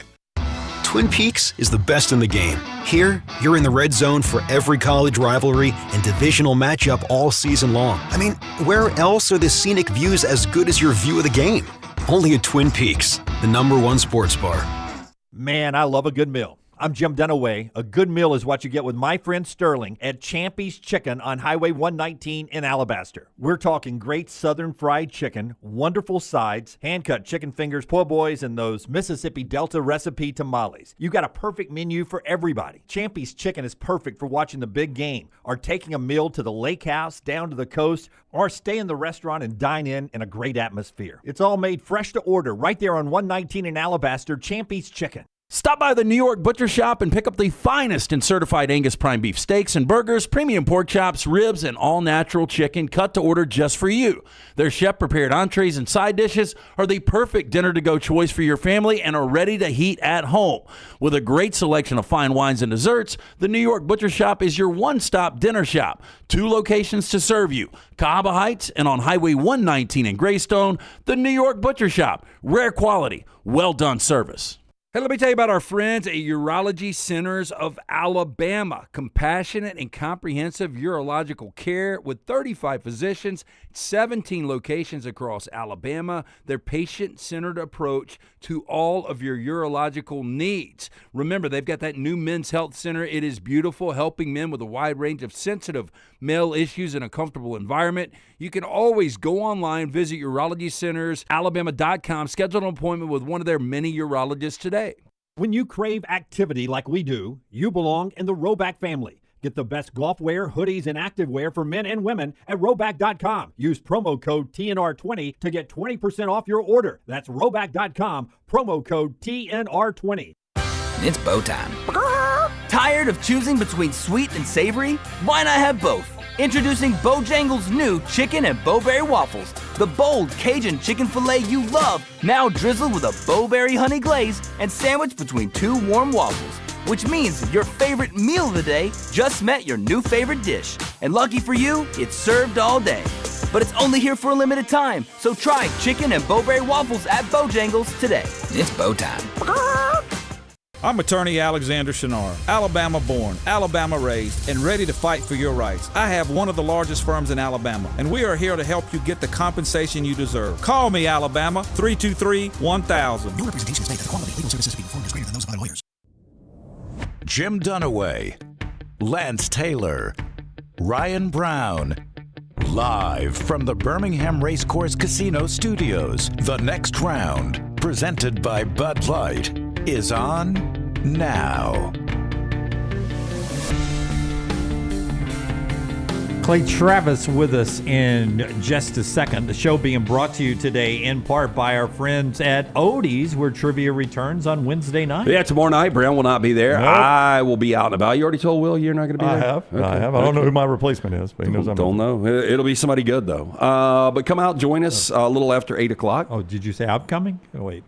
You've been asked multiple times. Yeah, you won't do it. Yeah, I think they would love to have you. Will you do it? I'm too old to be there, man. Too old. It hurts the crowd. There are guys in the back that were. Yeah, they older often than you. win, and they're old. But stop in and see us a little after 8 o'clock tomorrow. The original location in Crestline, newest location in Edgewood. You can get incredible food from Rodney Davis at both. The award-winning wings, delicious burgers, great sandwiches, including the Diablo sandwich, the Odie's famous cup cocktails, the ice-cold beer buckets full of the Bud Light. Get into either location. Birmingham Institution is Odie's Tavern. And while we wait on Clay Travis, let's do our Bojangles, a tender moment of the day. Tell us about Bojangles. Yeah, it can be bow time for you if you like a great dipping sauce and something great to go with it. Bojangles says you are in luck. From sweet to heat, Bojangles has 7 sauces that definitely add a little extra flavor to every bite. Nothing pairs better with the sauces than hand-breaded tenders.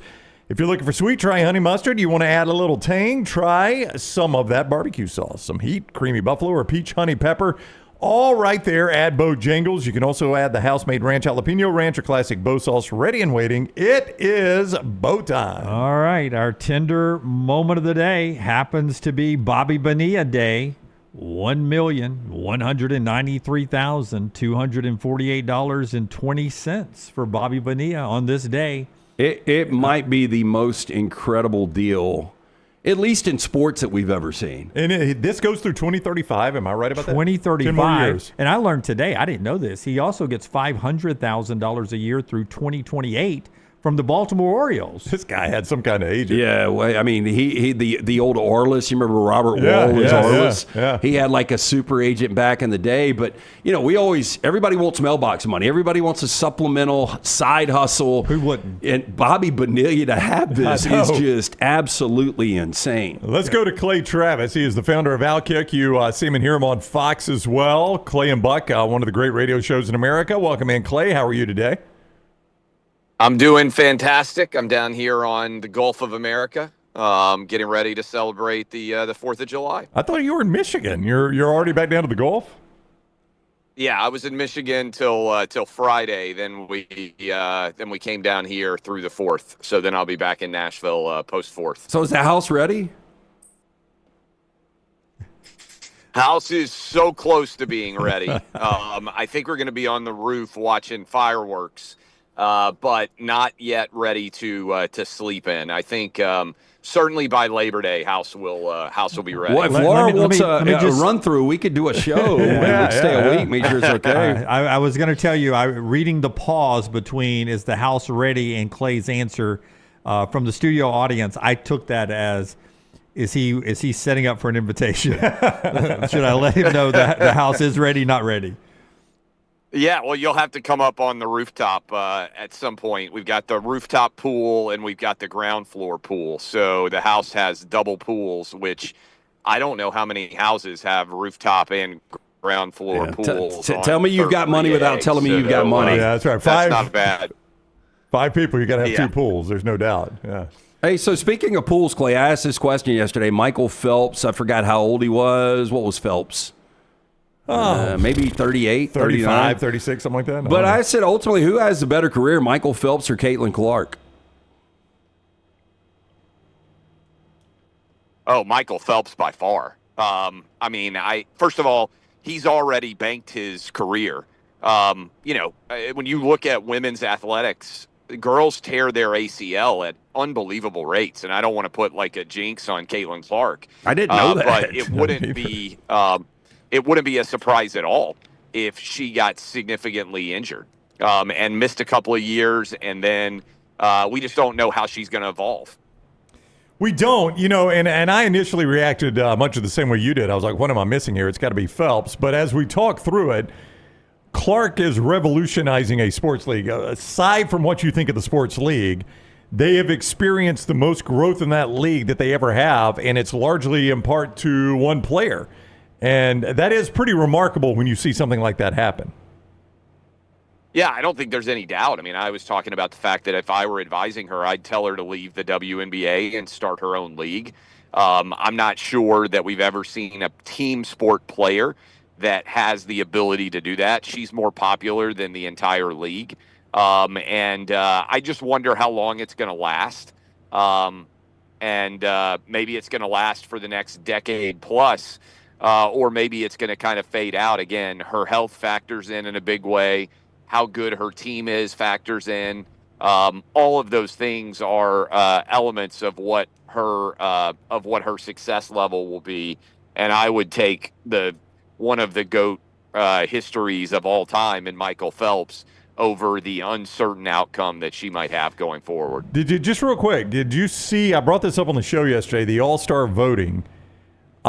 She broke the WNBA record, but here's what's crazy is the person that was in second had as many votes as the top 5 had combined last year. And that just shows you how much she's risen the visibility of that league.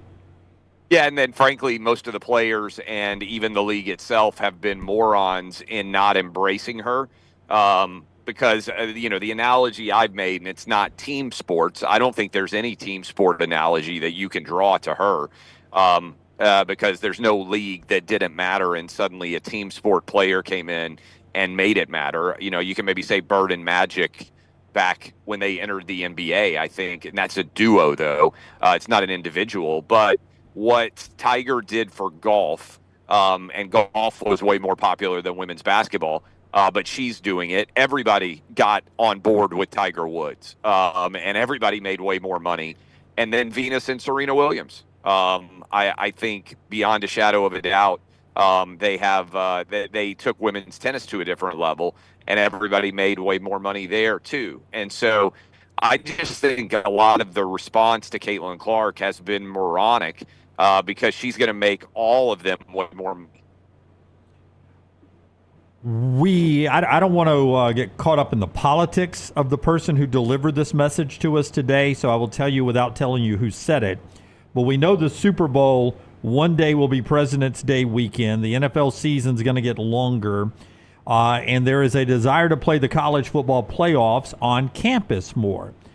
So this person, who I'll tell you in a second, said, let's move the bowl games to August to start the season, Liberty Bowl, Music City Bowl, that kind of stuff. Use last year's results just like you would to pair up the game and start the college football season with the bowl games on bowl site locations like Orlando and Shreveport and Birmingham and such. It comes from former Meet the Press host Chuck Todd, and I know he's opposite of you politically, but what do you think about the idea of starting the college football season with all the traditional bowl games? I don't think anybody would go. And a lot of the matchups would not be great. And it's sometimes going to be skewed in terms of the overall quality. I don't dislike playing non-conference games to start. I mean, I think if the SEC and the Big Ten, for instance, played top to bottom in the opening weekend on 5 different days and they had like a Challenge Cup of some sort, I think it would be absolutely incredibly popular. But I think that college football is at some point just going to have to say we're bigger than the bowl era that existed before this. And maybe they do some neutral site games in cities that have had the bowl games historically. And, you know, I do think the Super Bowl option of rotating around is not an awful one. But I would play on campus if you gave me a magic wand, higher seed hosts for every game up to the Super Bowl.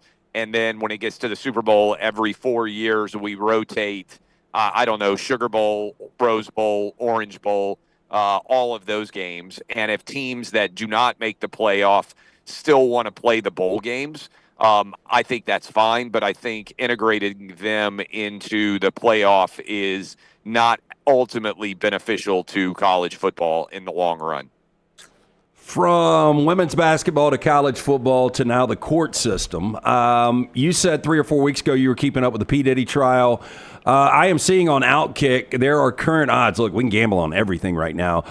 P. Diddy currently favored to be sentenced 11 to 15 years in prison is minus 125. More than 20 years currently pays plus 800, 8 to 1. Where is this going? When will we have resolution on this trial? And ultimately, what do you think happens? I think the jury's got it now. So they are in the midst of deliberations. This is a several-month, multi-week trial. I think he's going to be I don't think they're going to be able to get a conviction.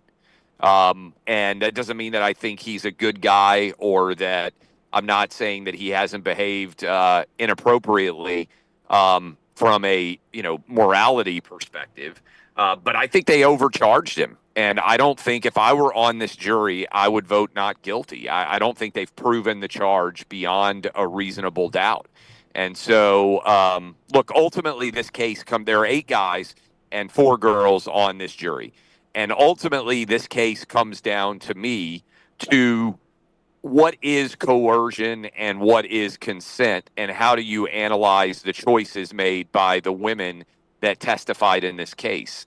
And to me, if you are with someone for a decade and you engage in all sorts of scandalous behavior, and there's all sorts of a sexual nature, and there's all sorts of text messages back and forth, I think you consented to engage in that behavior.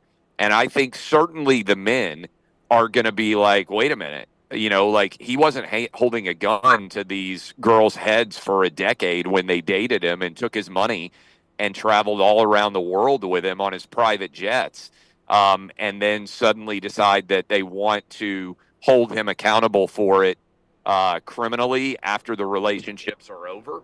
Again, I think if they had charged him with drug possession, I think if they had charged him with possession of illegal weapons, I think all of those things would have been easier charges. The statute of limitations ran out on the video of him beating Cassie in the hotel in Los Angeles. All of those things I think he did. But if you line those up, in my opinion, with the charges that were made against him, I don't think that the state has proven beyond a reasonable doubt that he's guilty. So if I were on the jury, and again, I haven't been in the courtroom, I haven't been watching face-to-face. No one has, unless you're one of the 100 people or so that gets in there every day. But based on all the coverage that I have read, and I have read a lot of the coverage of this trial, I don't think they're going to get a conviction. Now, I don't think 12 people are going to agree that he is not guilty. So in other words, they may decide to charge him again with new charges because I think they'll have ultimately a hung jury. But I don't think he's going to be guilty. And if I were on the jury, I wouldn't vote to convict him. All right, he is Clay Travis. You can see him at Outkick on Fox, Clay and Buck as well. Have a great 4th, Clay. As always, we appreciate the time. All right, appreciate you all. Have a great 4th as well. All right, buddy, take care. Clay with us on the Alexander Shunnarah Trial Attorneys Hotline. And the show being brought to you today by our friends at Breakline Optics. If you're heading down to the Gulf or to the lake or wherever you're going, put on the brake lines. Yeah, you can see it on our screen as you said it there. BreaklineOptics.com. That's the website, BreaklineOptics.com. These glasses, just one of the many that they have right there at Breakline Optics. Now, why do you want Breakline? Number one, they look great. They fit great. But these things are basically, as far as glasses go, sunglasses go, indestructible. Cast-molded, polarized Trivex lenses. All those words put together might not mean much to you. Let me tell you what it means to you, though. When you buy Breakline Optics, you can take a hammer to those lenses and not break those things. They are high resistance to all nature's elements. So when you use them outdoors, playing golf, fishing, on the river, on the lake, at the beach, they've got resistance to those nature's elements. So they're not going to show the wear and tear because of that. They stand by their product at Breakline. They're just great looking glasses. If you want to see them for yourself, Deep South Outfitters in Birmingham is where you can see them in person, but you can see all their glasses online, BreaklineOptics.com, BreaklineOptics.com. Speaking of glasses, Michelson Laser Vision bringing us part of the show today, including our 4 downs. Yeah, 205-969-8100. Dr. Mark Michelson, true pioneer in the LASIK space. First to perform LASIK procedure back in Alabama in 1995. I got the procedure done in 2003. If you wear the contacts or glasses, you're wasting money each and every year. I'm speaking from experience. Got the procedure done 22 years ago. I've still got 2015 vision. Better than 2020. Make the phone call I made, 205-969-8100 or MichelsonLaserVision.com. First down. More total touchdowns this year, Donte Moore or Carson Beck? I think I would go Carson Beck. I'm with Scott. We just haven't seen enough of Donte Moore. I know Oregon quarterbacks are good by nature, it seems, but we just haven't seen enough of this guy. And when we saw him at UCLA, he was highly inconsistent. I'm not buying that it's just drop Donte Moore in there and it's like Dillon Gabriel or Bo Nix. I'll go Carson Beck. And for perspective, Dunaway, last year, Dillon Gabriel, 37 total touchdowns. Cam Ward, 43 total touchdowns. Yeah. Both completely different quarterbacks. Oregon quarterbacks, good by nature. Miami quarterbacks, naughty by nature. Yes, Jim. I'm going to go with Carson Beck as well. I'm going to go competition a little less defensively that Miami will face this year. Give me very close, but I'll go Carson Beck. Second down. Who wins a national championship first, Dan Lanning, or I'll give you the combination of two coaches going into year 4, Brian Kelly, Lincoln Riley? I will buy the LSU and USC brands and go Kelly and Riley. And it's really beyond brands. I mean, Riley has been close. Kelly has been close. So it's not like... Yeah, they've been a lot closer than Lanning, yeah, right? they've at least played for them, and Lanning has not done that. The crazy thing, I think a lot of people would take Lanning in this. I would take the combo as well. I mean, Lanning, like if you just line them up, he's the lead candidate right now, but I am going to play some history with these guys too. So I think, and I'm getting 2 of them at named programs. So I am going to go with Kelly and Riley. I'm going to go Dan Lanning. Didn't you pick LSU to win the national championship this year? Yeah. You did. Okay. Chances of that hitting. That's a weird choice then. Yeah. I'm going to go Dan Lanning as the coach at LSU that follows on Brian Kelly. Third down. Do you think he would take the LSU job? I do. Yeah. I do too. Yeah, I think he'd come back to would. the SEC in a heartbeat. Yeah. It was so fascinating seeing Nick Saban get inducted in that Hall of Fame and hear him talk about the early days of LSU. I always thought he loved it. He and Terry loved it there. he had a soft spot for LSU. Yeah, you he could did. tell that when Nick Saban talking about LSU. I don't think he would ever tell you this, but I think it probably genuinely hurt him when they went back for that 2008 game and they were burning him in effigy. Yeah. I always felt like he had a little bit of, not that it had anything to do with Alabama. He loved Alabama, loved coaching at Alabama, still has a home in Tuscaloosa. He could have moved back to Baton Rouge if he wanted to. He was there recruiting 5-star players last weekend for Alabama. Loves Alabama, but I think he always had a little bit of a soft spot for LSU. Wish he had never left because it was a bad choice. He left to go to Miami. And to hear him say that I couldn't go on campus to interview, so I sent Terry. And Terry, I called her after she did the tour of all the places, and she's like, the football office, he's got to get on a bus to go to the practice field, blah, blah, blah, blah, blah, blah, blah, blah, blah. And then she's like, but then I walked in the weight room, and damn, they've got some players. That's right. So he's like, I'll take it. I'll take it. It's what you need. Fourth down. Wait, we never did third down. So we talked all the way through third down. Yeah, Sorry, okay. Tyler. Third down. Dan Aykroyd, 73 years old. Ultimately better career, Dan Aykroyd or Dan Rather?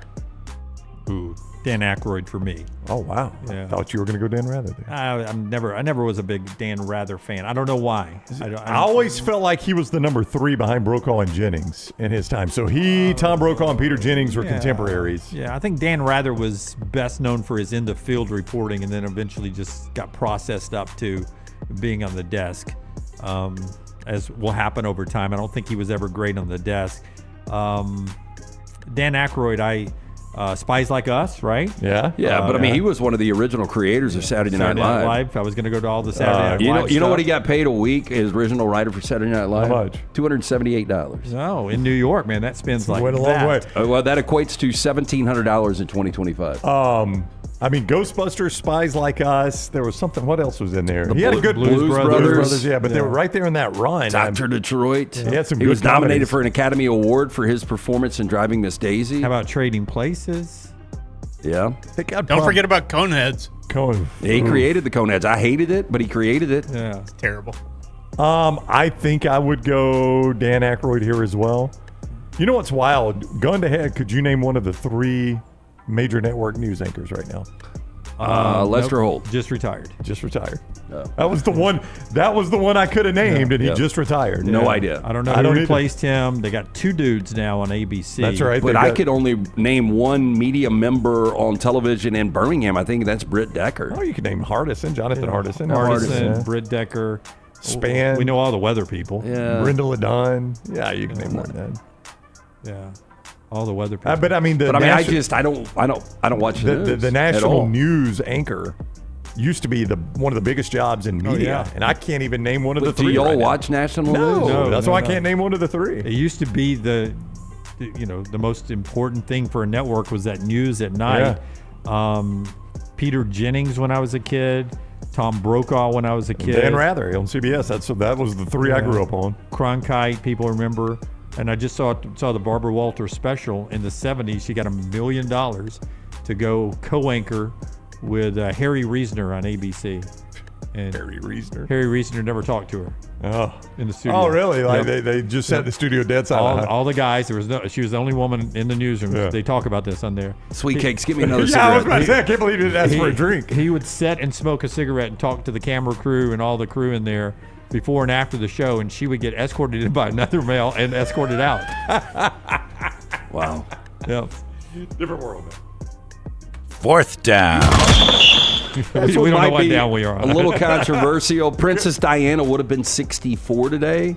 Pamela Anderson, 58. Ultimately, better career, Pamela Anderson or Princess Diana? Yeah, boy, this does feel a little.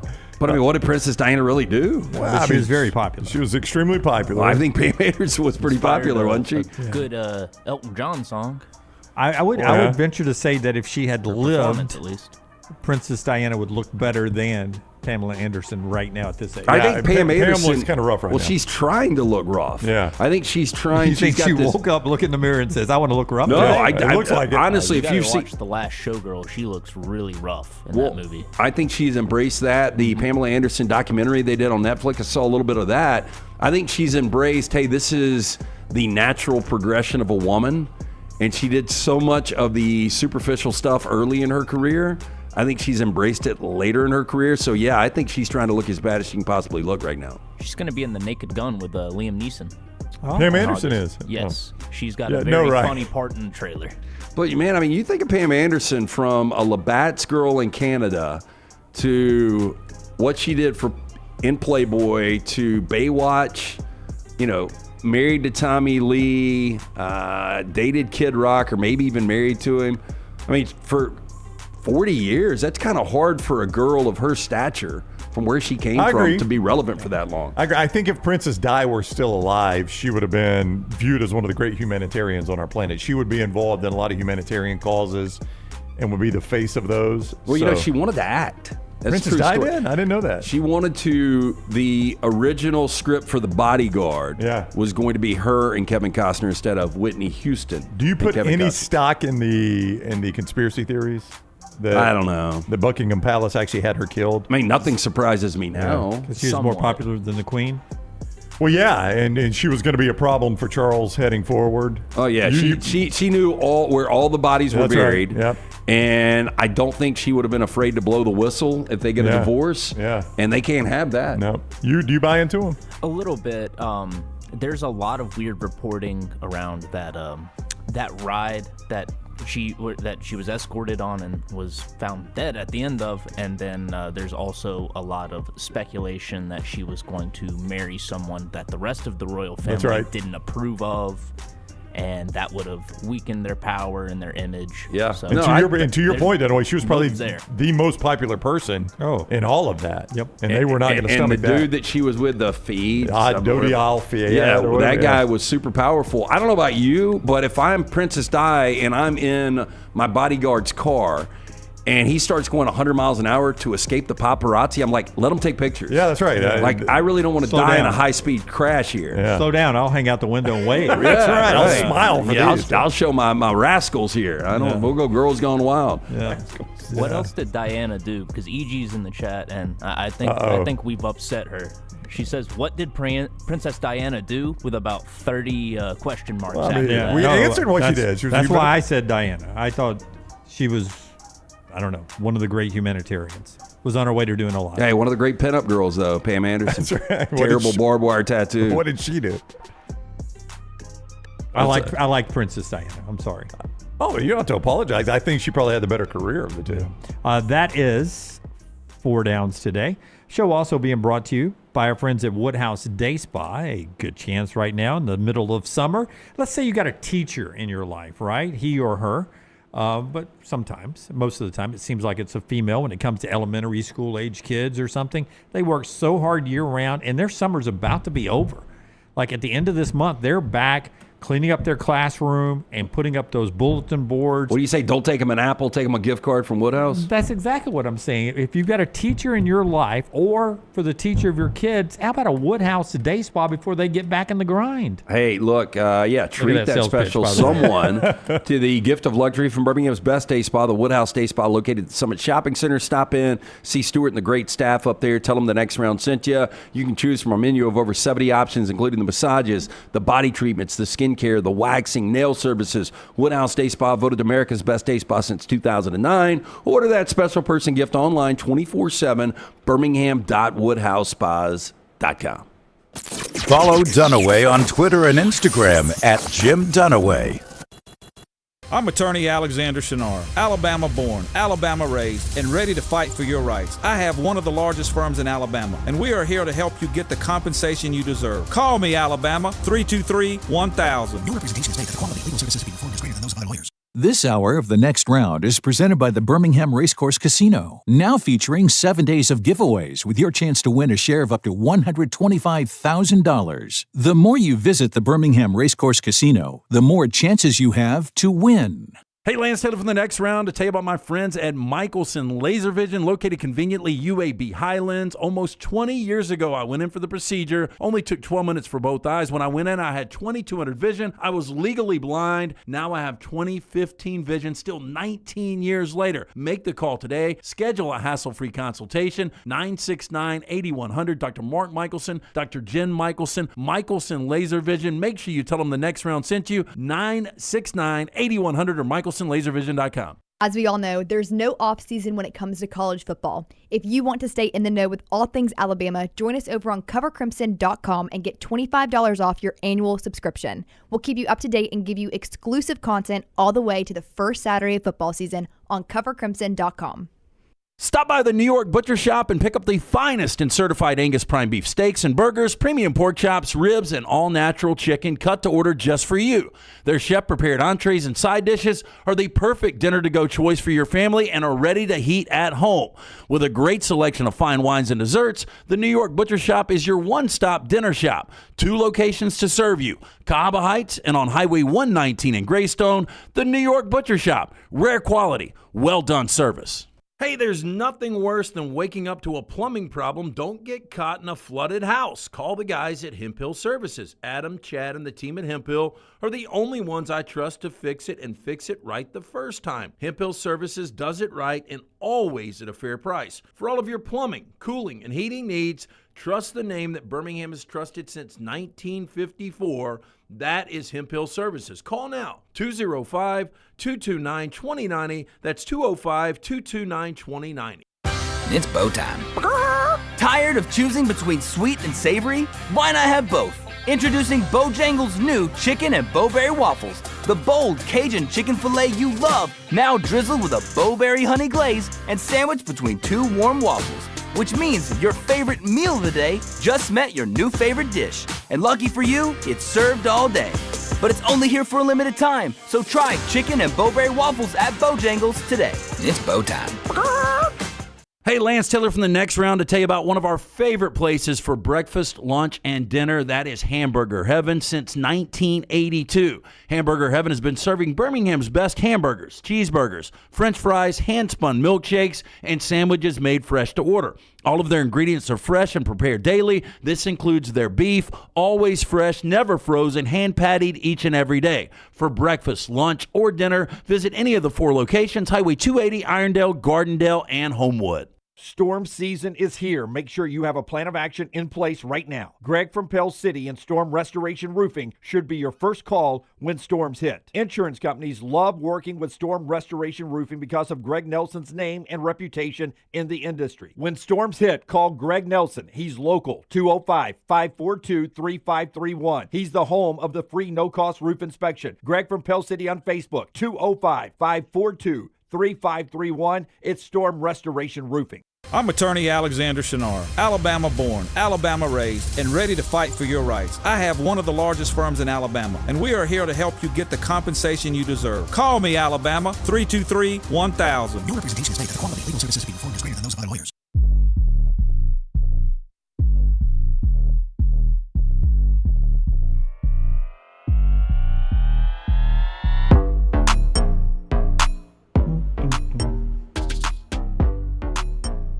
This is the theme I like. I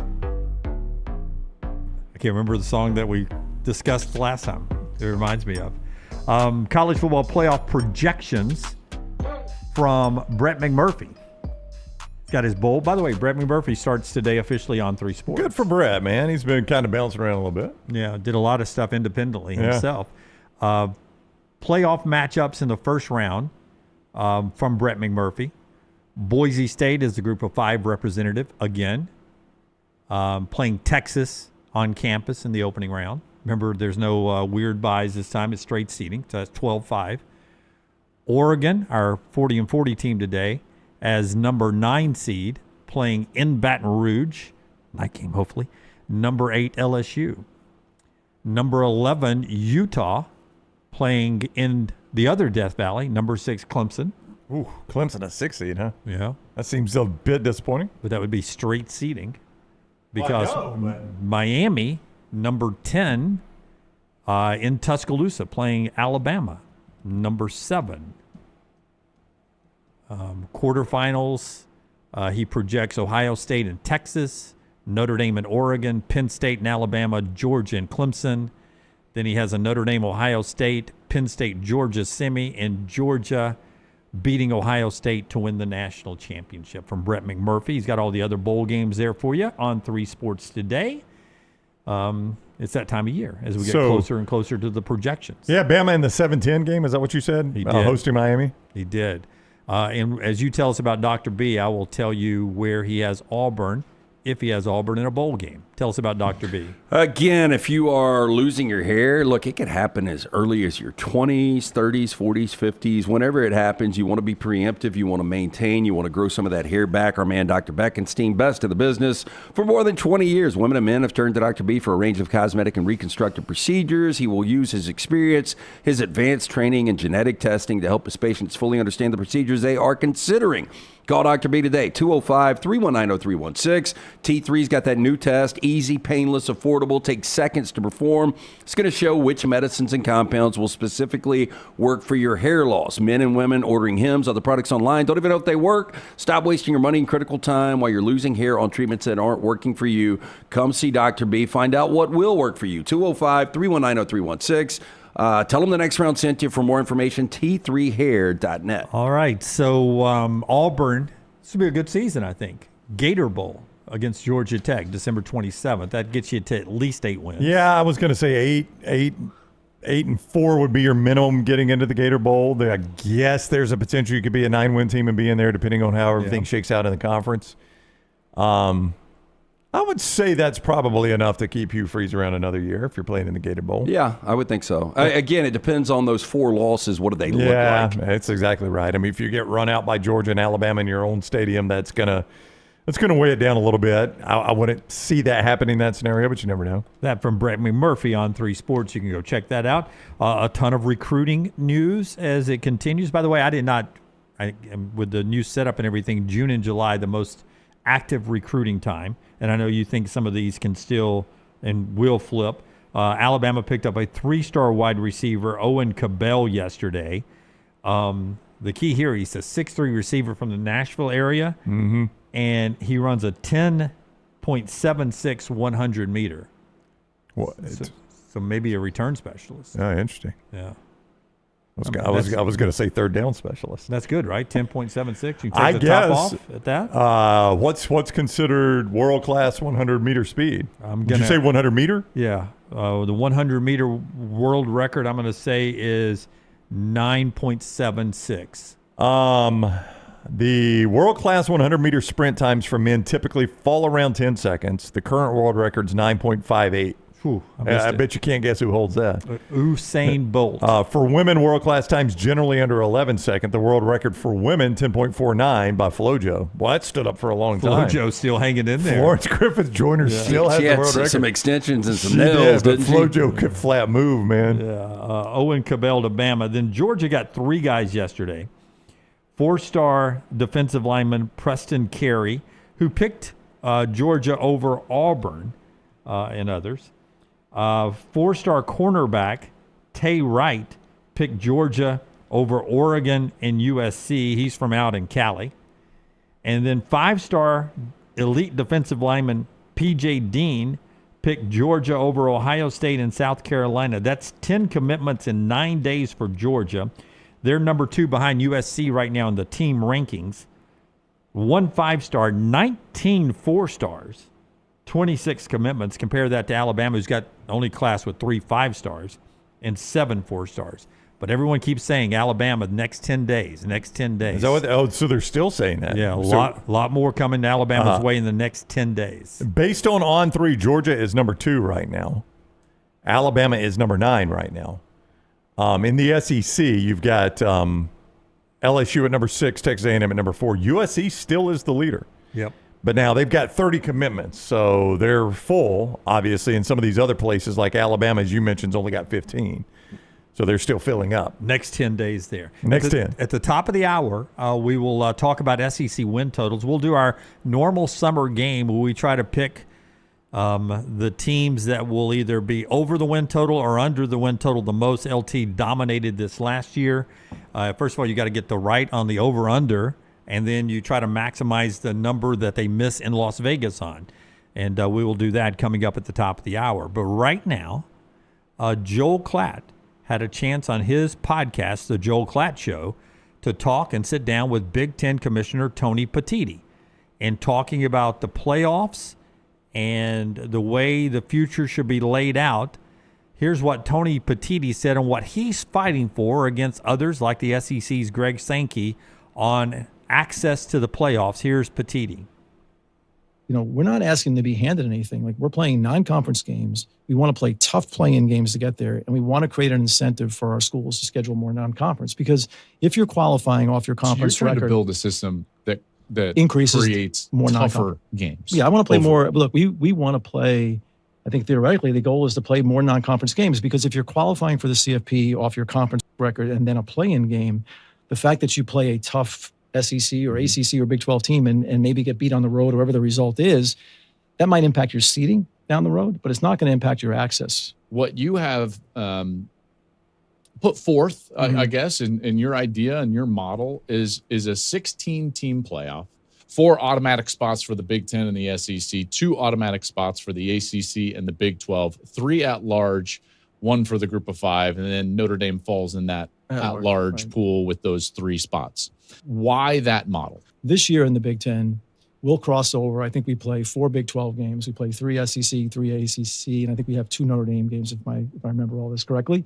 It's not a lot of, conference play among us, right, to have a body of work. So when you start comparing teams that don't have a head-to-head and you have very little, data to look at between matchups between the leagues and when those games are played and who matched up in them, so that becomes really difficult. You can finish 7-2 in the Big Ten like Ohio State, and if you lost a non-conference game, or one of our schools finishes 7-2 and loses a non-conference, and they finish with a 9-3 record, they're in the tournament, because a 7-2 record is certainly going to get you into a play-in game in the Big Ten. So I think that's bringing everybody together, like teams knowing they can come. Because I think, look, as great as college football is, and it's great, there's just more on the table we can do. I think fans want to see these non-conference games I agree. earlier in the season. I think we can do more of it. I think everybody's pointing to the, at least at the beginning, the Texas-Ohio State game is going to get tremendous attention. As it should. Yeah, and we want more of that. Yeah, so my question, and I tried to ask Joel this, and I didn't do a good job of phrasing it when Joel was on the show last time. What's the importance of that Texas-Ohio State game, though, if we play that game and we're doing just the conference record to get into the playoffs? What's at stake, Texas versus Ohio State, that first weekend? Ultimate seeding. If Texas wins that game, they go on to win the SEC, and they're a 1-loss or undefeated team. And Ohio State loses that game, they go on to win the Big 12. Texas is going to get a better seed. Yeah, I guess you could still fight for that at large. It could help you in the at large, maybe. I guess. How much does seeding matter? It didn't matter a whole lot last year. Did not matter last year at all. Now it's a different system this year, but it didn't matter at all last year. I'm with Lance. When last time we discussed this, we're making an assumption that if we make it all about conference performance, that we're going to naturally play better out of conference games, and I just don't buy that. I know that's the assumption everybody has. Not everybody. It's the assumption some people have is, well, if it's all about conference, then they'll play these out of conference games for the betterment of the sport. I don't know if I believe that. Yeah. Well, I don't know if I buy it. I could play the devil's advocate here and say, if it's only about my conference games to get access to the playoffs, then why would I want to play a tough out-of-conference schedule? That's the point Lance and I made. Yeah, I could stay healthier if I'm playing lesser opponents, maybe. That's right. And work on some things. And I could have a better record, and my fan base would think better of me. I don't take losses. If Ohio State wins this game, I don't think there's any path that they can't make the college football playoff. I think they're already locked in. It'd be hard. I think even if they lose it, it seems like they're almost locked in. Texas, to me, it's a bigger game for Texas. That's right. If Texas was to lose, and based on SEC standards, the schedule's not backbreaking by any means, but they've still got to go to Florida, Oklahoma neutral site, got to go to Georgia. So if you were to absorb 2 other losses of those 3 games, and you were to go 9-3, boy, your fate is in the hands of the committee at that point. Yeah, I go both ways on this, but I love that I love the play-in Saturday aspect of the automatic conference bids. I love that 6 versus 3, 5 versus 4, 1 versus 2 with 1 and 2 locked in. I love that Saturday, but I don't know what I'm giving up. Sometimes in life I make choices and don't realize the collateral damage to other things to get what I want in life. I'm a instant gratification guy, and to me, if you say, Jim, on this championship Saturday at 11 o'clock, you could have 6 at 3, and then 5 at 4, and then 1 at 2 in both the SEC and the Big Ten. That sounds like a great day of football with playoffs on the line across the board. I would instantly take that because I'm an instant gratification guy. Now, what's the collateral damage? I don't know, and I hope they figure it out soon. I don't know what the collateral damage could be. I mean, you got to get comfortable with a team that earned the number 3 spot in the Big Ten or the SEC throughout the regular season getting left out of the playoffs. You got to be comfortable with that. Well, you always tell me that the feeling I had in 2012 when I left Bryant-Denny Stadium after Johnny Manziel had wowed the world and upset Alabama, that those moments are becoming fewer and fewer in college sports. That one loss that absolutely takes the air out of a fan base, you know the season just slipped away from us. Yeah, we've sacrificed that. Well, I don't know. That was Oklahoma last year for Alabama. Yeah, but it wasn't the one singular loss. Yeah. That was my point, is like there was a time in college football where that one singular loss. And even on Selection Sunday, yeah, we're still sitting there going, it should still be Alabama over SMU. Yeah, there was a time in football where you walked out of the stadium. My example I always use is 2012 Alabama. 2 teams get in, right? 2012 Alabama, Johnny Manziel took the air out of Bryant-Denny Stadium, and most Alabama fans, if not all Alabama fans, walked out of Bryant-Denny Stadium that day thinking that might have cost us a shot at the national championship. After the week before being saved with the screen pass. Saved by the screen pass to T.J. Yeldon. It worked out for Alabama in 2012. Always does. Yeah, but you know, for BYU, it was Iowa State. For Iowa State, it was Arizona State. For Alabama, it was Oklahoma. For Miami, it was Syracuse. I mean, we've still got those moments. You got those moments. It's the second or third loss now. Yeah, it's that Alabama can go to Nashville and lose at Vanderbilt, and that doesn't even knock them out of playoff contention. I mean, that's a different world we live in. Yeah. In any other world, you lose at Vanderbilt, there was zero chance you were playing for a national championship. 0.0%. Yeah. In any other world, when you lose to Vanderbilt. 1977, Alabama lost the opener at Nebraska. And it cost them a shot. And they won the rest of them and didn't win the national championship. Yeah, so, I mean, but we've sacrificed that. That didn't really bother me. It hasn't bothered me. Like, again, I'll point out, it also, what it did was it added in Florida playing host to Ole Miss, and all of a sudden that game had a massive amount of meaning. That it never would have had in the past. Yeah, absolutely. Yeah. And it was a fun game to watch because of that. Great point. One more thing to get to. We'll hear from Ty Simpson coming up in the next hour, and we'll do our SEC football win game. But a couple more things to get to before we get to the top of the hour, being brought to you today by our friends at New York Butcher Shop. It's that time, I'm LT. going there today. What are we getting? Pork chops today, Duroc pork chops. Okay, because I've got Boston Butts, hickory smoked, fully cooked, $42.99 each, available for pickup tomorrow, Thursday, and Friday. 4th of July ribs, baby back ribs, $6.99 a pound. St. Louis spares, $5.99 a pound. They can smoke them for you. You get the slab spares for $28.99, slab baby backs for $29.99. And also, certified Angus beef hamburger patties, ground beef is 80-20 blend of certified Angus prime beef filet, ribeye, New York strip, and chuck. All of this going on at the New York Butcher Shop, the original location, Cahaba Heights, the newer location, 119 in Greystone. Get in, see Jim and the great staff. Make sure you get your 4th of July meal fully prepared from our friends at the New York Butcher Shop. Rare quality, well-done service. Stop by one of those 2 locations. E.G. and Josh with the Pennant Grace live today, coming up at 12:15 here on this platform. E.G. has a thought on whether the Braves are buyers or sellers coming up. Day baseball, Yankees and Blue Jays. Night game tonight, Guardians in first place, Chicago Cubs. You can see that game 7 o'clock on TBS this evening. There is a belief that Pittsburgh dominated Miami in that trade yesterday. There is a belief that Pittsburgh gets an A and Miami gets a C in that trade, that Mika Fitzpatrick, the former Alabama star, is declining the last 2 years, and you're getting end-of-career Mika Fitzpatrick. I'd say the same of Jalen Ramsey, though. I think you traded a declining cornerback for a declining safety. Now, Jonnu Smith was also involved in the trade, which I think is a big get for Pittsburgh because of two reasons. Number one, Jonnu Smith just had one of the better years of his career in Miami, where he made the Pro Bowl. Miami's only Pro Bowler, incidentally. Did you say Pro Bowl? I did say Pro Bowl, Jim. Oh, Raheem Mostert. I saw this. Who used to play for Miami says, hot take, be a Pro Bowler on the Dolphins, get treated like bleep. Happy for my guys, though. Go ball out. I did see with your coach being on a hot seat, your 4 captains from 2024 are all off the roster. Are you saying my franchise might not be the best run franchise in the NFL? I don't know. Today, Jim, Miami, because they lost Jonnu Smith, they've traded for a retired player. How often do you do that? Retired? A retired player, yeah. If I'm getting a retired tight end, give me Anthony Gonzalez. Anthony Gonzalez. Tony Gonzalez. Tony Gonzalez is a million years old. Birth certificate. Yes. Shannon Sharp, if you get him out of arguing with Skip. Yeah. No, it's Darren Waller. Darren Waller for a minute was one of the better tight ends. Yeah, he was a top 3 tight end for a minute. Was that a decade ago? I felt like I was hand grading fantasy football when I had Waller on my team. Darren Waller was a must pick.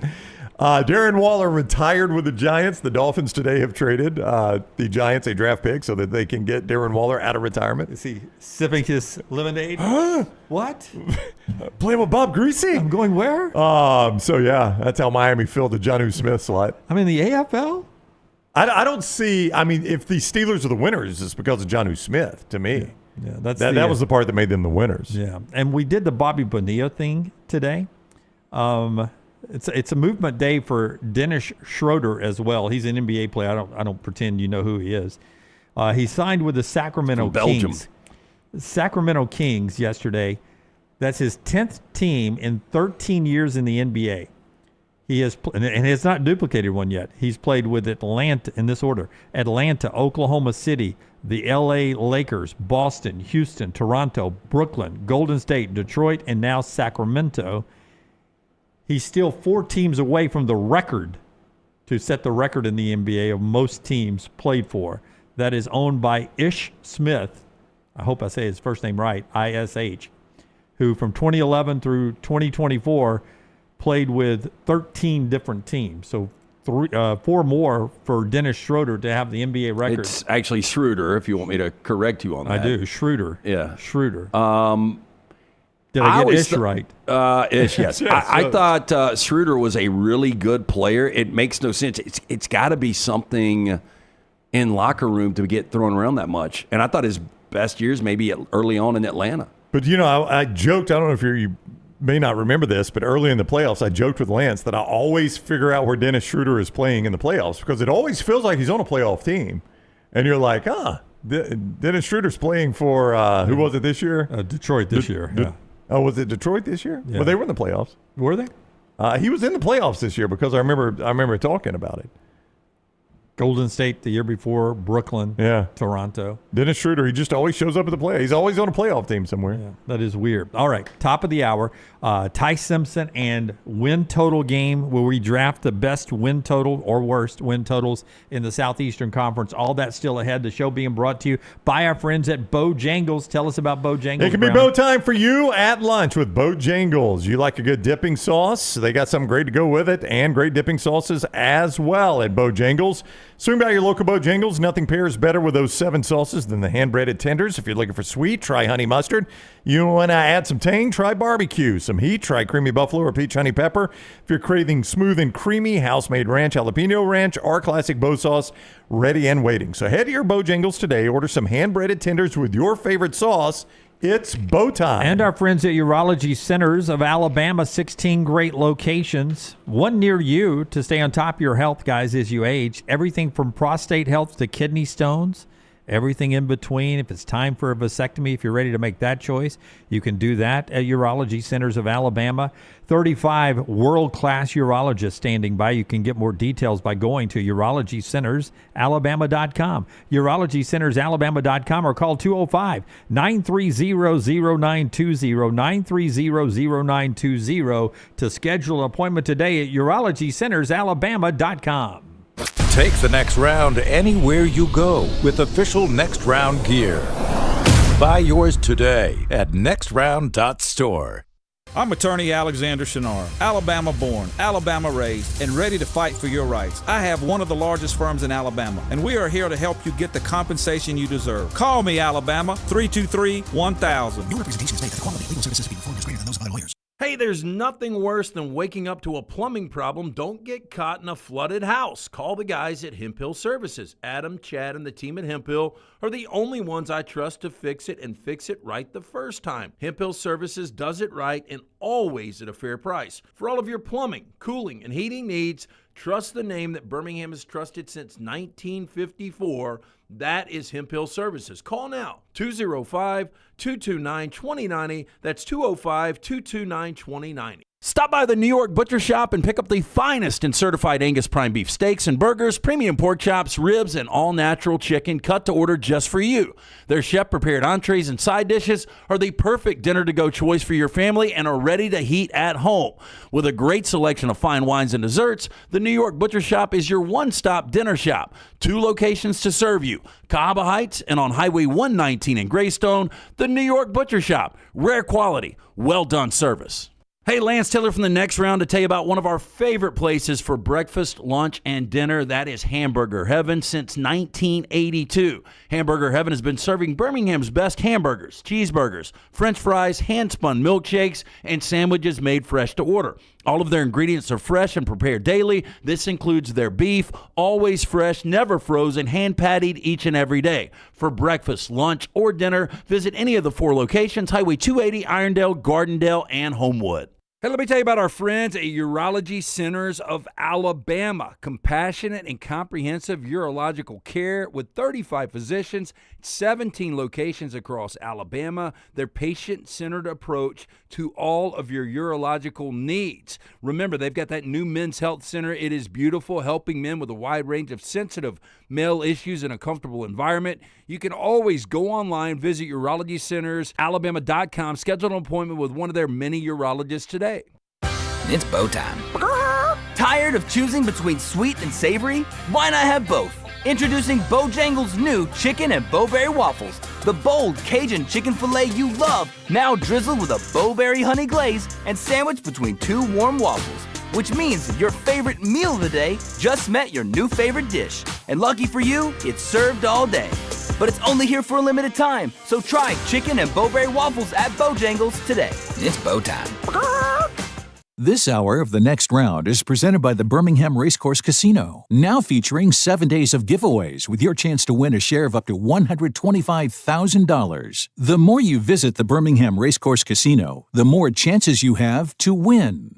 Hey, Lance Taylor from the Next Round to tell you about my friends at Michelson Laser Vision, located conveniently UAB Highlands. Almost 20 years ago, I went in for the procedure. Only took 12 minutes for both eyes. When I went in, I had 20/200 vision. I was legally blind. Now I have 20/15 vision, still 19 years later. Make the call today. Schedule a hassle-free consultation. 969-8100. Dr. Mark Michelson, Dr. Jen Michelson, Michelson Laser Vision. Make sure you tell them the Next Round sent you. 969-8100 or MichelsonLaserVision.com.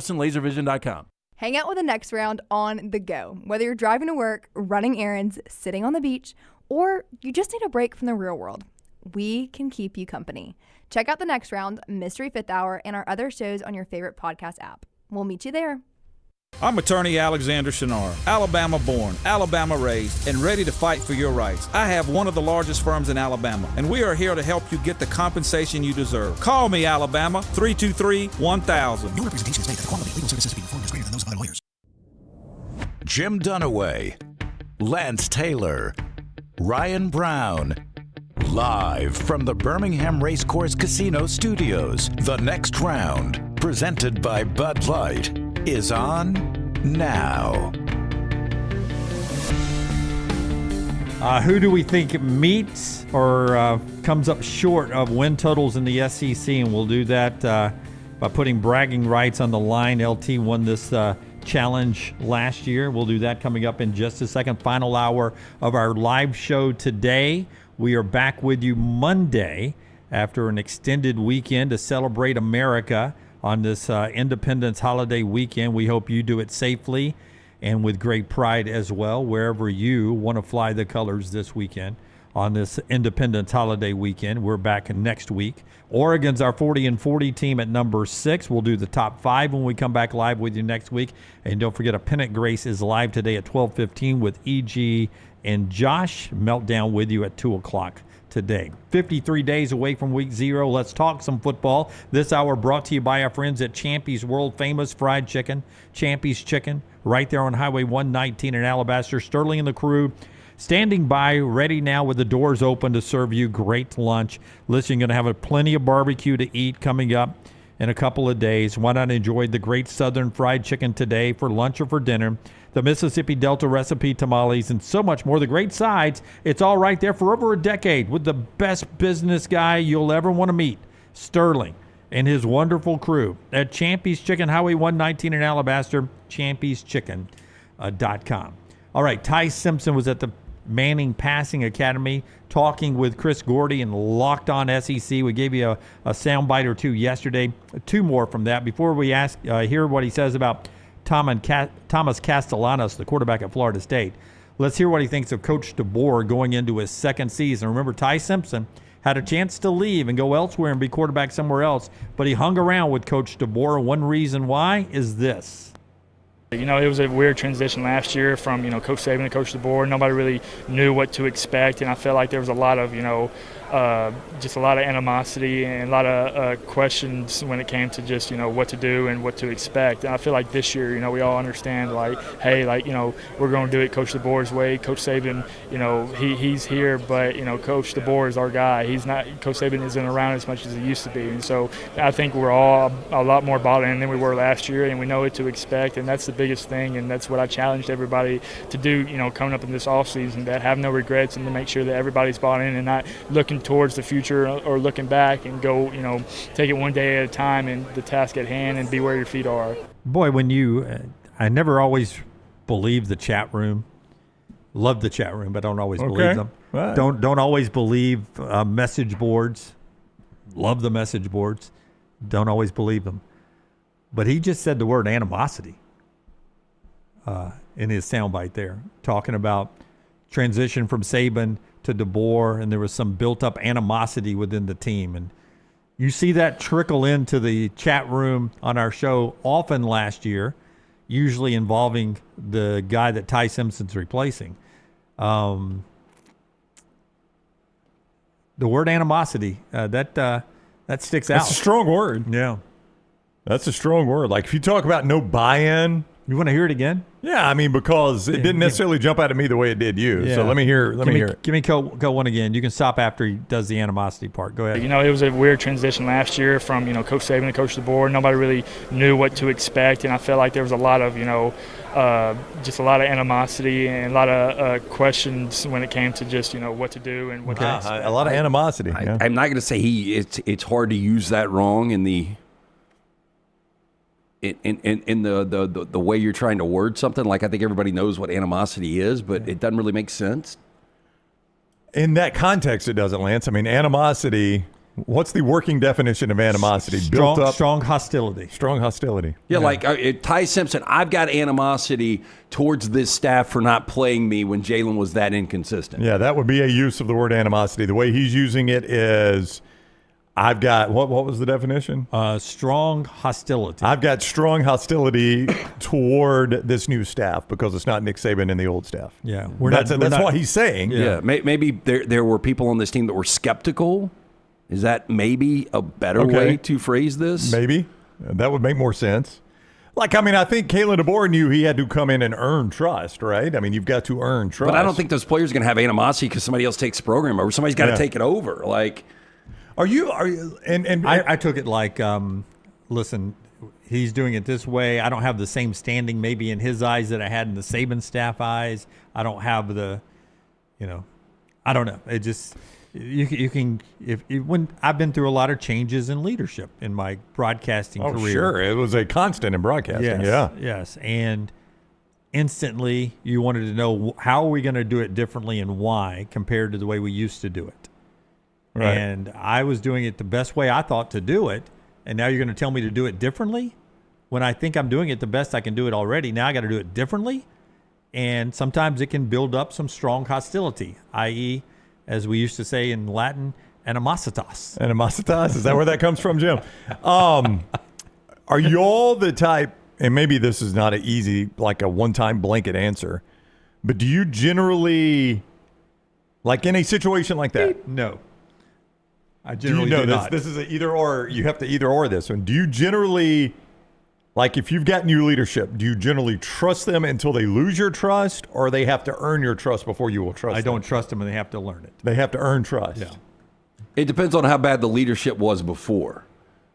That's interesting. Yeah, well, all right. The leadership in this situation was great. It was Nick Saban. You guys know the worst leader we had at Cumulus. I do, Can't say his name out loud anymore. But we just call him Dasani now. Did you automatically trust the next leader? I knew it was going to be better. It could not be worse. You knew it was going to be better, but you trust that person more than I trusted the guy that was before. Okay. Yeah. But that's rock bottom. Yeah. So normally, if it's just an even transition, you got a guy, whether you liked him, you were indifferent to another guy that you don't know.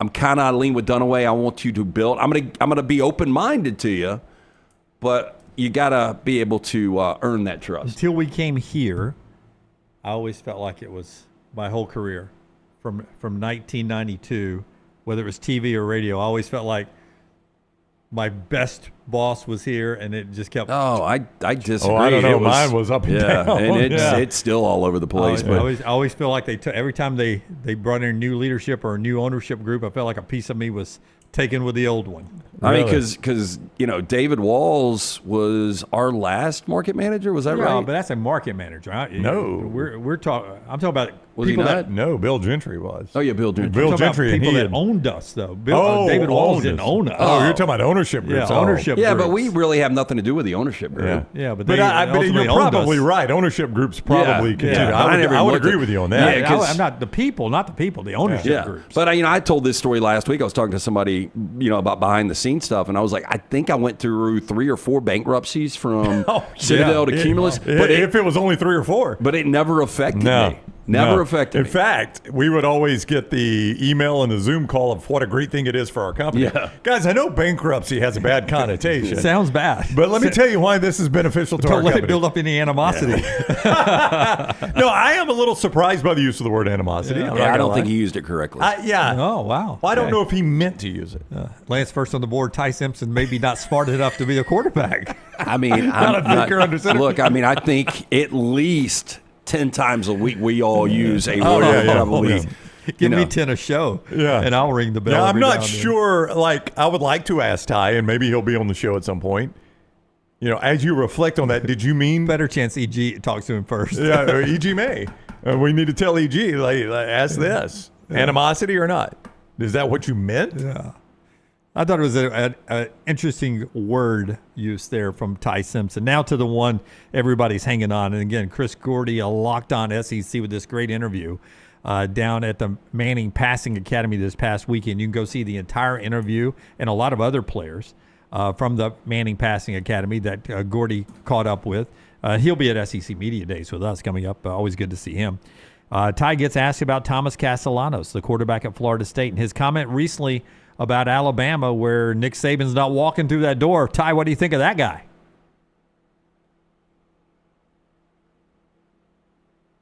At Florida State, their quarterback made some comments this past week. Does that, you pay attention to that at all, or is it just, look, week one's week one, man? Yeah, I mean, I don't really look into that at all. I didn't really know what he said, but, that's something that the defense needs to take care of, and I'm sure they will, and I'm going to just do my job and make sure that I score points. So it'll be a great game. It'll be a hot one. I'm looking forward to, Doak Campbell Stadium. Excellent answer there. That's the way. That's the way you handle. Very that diplomatic. One. Yeah, that's the way you handle that one. Boy, I do think defense is going to take care of that. They'll have some animosity. You wonder. I mean, for that answer was animosity. If you're Kane Womack, do you tell your defense, "Hey, look, you're going to be asked about this a million times a week of"? Are you diplomatic about your answer if you're part of the defense, or you're like, "Hey, we're going to tear little man in parts"? I think Kane Womack is probably saying, "We'll give our response on the field." Yeah. Now, whether the players respond to it or not in the media, I don't know. But I guarantee you, Kane, when that came out, they're all aware of it, and Kane's like, our response will be August 31. Did we get confirmation Castellanos really said those things? On three. It was on three. It was Pete Nakos, right? Pete Nakos does not misreport anything. He is the voice of America. Here's what I would love to do. I would love for Kane Womack to get the Alabama jet to fly over to Columbus, Ohio, pick up Nick Saban after his game day, fly him down to Tallahassee, and when the defensive unit comes trotting onto the field for warm-ups, Nick Saban's right by Kane, walking out there, and they trot right past Thomas Castellanos and said, "Who said I wouldn't be running out that out that tunnel, Thomas? I am. He I'm said back." he dominated the ACC for the last couple of years. I'm sure by himself. One of our creative listeners who absolutely cannot stand their job and looks forward to just lunch and when the bell rings at the end of the day, maybe could put together a hype video of Castellanos and his worst. Because I saw a lot of bad plays from Castellanos. Yeah. And, his taking the sacks and his pick sixes and his fumbles. Do the opposite of a sizzle reel for Castellanos. Yeah. It's our Shunnarah spotlight time. If you get the spotlight ready. Before you tell us about Shunnarah, Brownie, tell us about Company Distilling LT. The great folks, whether it's store number 1 or store number 81, ABC store in America, our friends at Company Distilling can take care of you. Yeah, look, it's a great product. And if you're looking for a summer road trip worth toasting to, Company Distilling, 3 must-visit distillery destinations across Tennessee. Thompson Station, just outside of Nashville. Historic Lynchburg and Townsend in the heart of the Smoky Mountains. Take a tour, enjoy a flight of award-winning whiskey, sip on a craft cocktail, and soak it all in with the best of Company. Plan your visit at CompanyDistilling.com. All ages welcome to visit. Must be 21 plus to sample. Please enjoy responsibly. And now available throughout the state of Alabama is Company Distilling, not only in Alabama, Tennessee, Florida, states like Georgia, South Carolina. To get more information, CompanyDistilling.com. The College Football Spotlight. The Shunnarah Spotlight presented by our guy Alexander Shunnarah, elite trial lawyers in Birmingham that have recovered more than $2 billion by maintaining the core values Alexander has set forth. And another thing Alexander wanted to do was create a firm that could handle any issue his community faced. He's done that. The firm now handles not only any personal injury claims, but claims for fire and storm damage, bad drug and device claims, disability, workers' compensation, and a host of other claims. When you find yourself in need of an attorney, Alexander Shunnarah Trial Attorneys, you pay nothing unless they win your case. Shunnarah.com, Shunnarah.com. We're going to do in our spotlight here the over-under win totals from our friends at mybookie.ag. Mybookie.ag, we have them here. We'll tell you what there are. And in order to get points, you have to correctly pick the over or the under, and then however many you go over or under whatever the win total is, you get that points and you total up, and that's your score at the end of the year. LT won it last year, so he gets the choice of either having the first pick or the third pick. If you want 3-4 together as you sneak it, or whether you want the overall one pick. I am going to take the 3 and 4. The 3 and 4. All right. Brownie, we have to decide who gets the 1 or the 2. I've got a number I'm writing down between 1 and 5. And that number right now is written down. What am I supposed to do? You wrote a number down. Yeah, what? It's closest to that number. Well, but you know the number. Tyler, think of a number between 1 and 5. Don't say it. All right. All right. All right. I got 4. I got 1. Brown got it. It was 4? It was 4. Good job, Tyler. I'll take first pick. I feel like I could have said anything if Brown would have won. So you'll take first, I'll take 2. I got first. Yeah, that's all that's left. I've got first pick. I'm going to go Florida Gators. Florida Gators. Over or under? Oh, over. I've got them at 6.5 right now. I'm sorry. I guess I should have said that. 6.5 for Florida. I am going to take the over at 6.5. Yeah. I remember being very bad at this game last year. Imagine that. So I'm going to be better this year. I'm going to take LSU over the 8.5. Well, you got them winning the national championship. Again, to be consistent, that's probably a good play by you. Probably so, considering I got Brian Kelly fired earlier in the show. So LSU, it's a weird combo. Over the 8.5. Yep. All right, Lance has 2 picks here. Florida and LSU are off the board. 3 and 4, LT. I am going to play Tennessee under the 8.5. Oh, wow. I had under written down, but I didn't know it would go this high. I did not really prep for this. I came in today and I prepped the same amount you did. We all started this before the show. I didn't even start it before the show. I knew we were going to do it before the show when I threw it to you. I am looking at it for the first time right now. Literally last break, I did my overs and my unders, Lance. I did not. In the last break. I am going to take. Man, this one's tricky. Aren't they all? I will take Texas over 9.5. I don't feel great about it, but I would just love to be wrong. And if Texas is 9-3, what a disaster! And I think it is going to be close. I think they're 10-2 or 9-3. I don't feel great about this, but again, I didn't do any prep, so me either. But I'm going to come with the other side of that rivalry. I'm going to take Oklahoma over the 6.5. Okay, Oklahoma over 6.5. I would have gone over there as well, although that schedule is brutal. Brownie for 2 picks. Last year, remember, LT, I don't know if you remember this, because we were all, there's 3 of us, we were going to pick 5 each, and we decided let's take Vandy off the board. We're not making that mistake this year. Everybody's in play. Vandy would have been a winner for everybody last year. I'm going to take Vandy under 5.5. Oh. I would play that under 5.5 as well. And I'm going to take Kentucky under 5.5. I would have played that under 5.5. All right. But I mean, for that many points, do you get a lot of points? I remember last year just getting 1 point was a win in this game. I mean, if you think about it, if you get one, we're all going to end up with 4 teams. If you get one, or I guess 5 teams actually. If you get one, that's 5 points. That will easily win this thing. Yeah, because I think I remember Lance having 4.5 total points. I think is what won it for you last year. I will tell you, this is the one that that killed me last year because I took him with the first pick. I'll take him with the 3rd pick this time. I'll take Auburn over the 7.5. Auburn over 7.5. I will take Alabama over 9.5. I like that one. Contractually. Do I get the next one too? You do get the next one, yes. I think I am going to play under 7.5 for Missouri. It's been a nice run for Eli Drinkwitz. Bo Perbilia, I know he's a confident kid. He's athletic. But I could see them lose to Kansas in week 2. I could see them lose to South Carolina in week 3. You still got Alabama at Auburn, Texas A&M, at Oklahoma, at Arkansas. Yes, I will play the under 7.5 for Missouri. Getting harder. That's what she said. I am going to say I'm gonna trust Lane Kiffin. Ole Miss and Austin Simmons. I'm going to take over.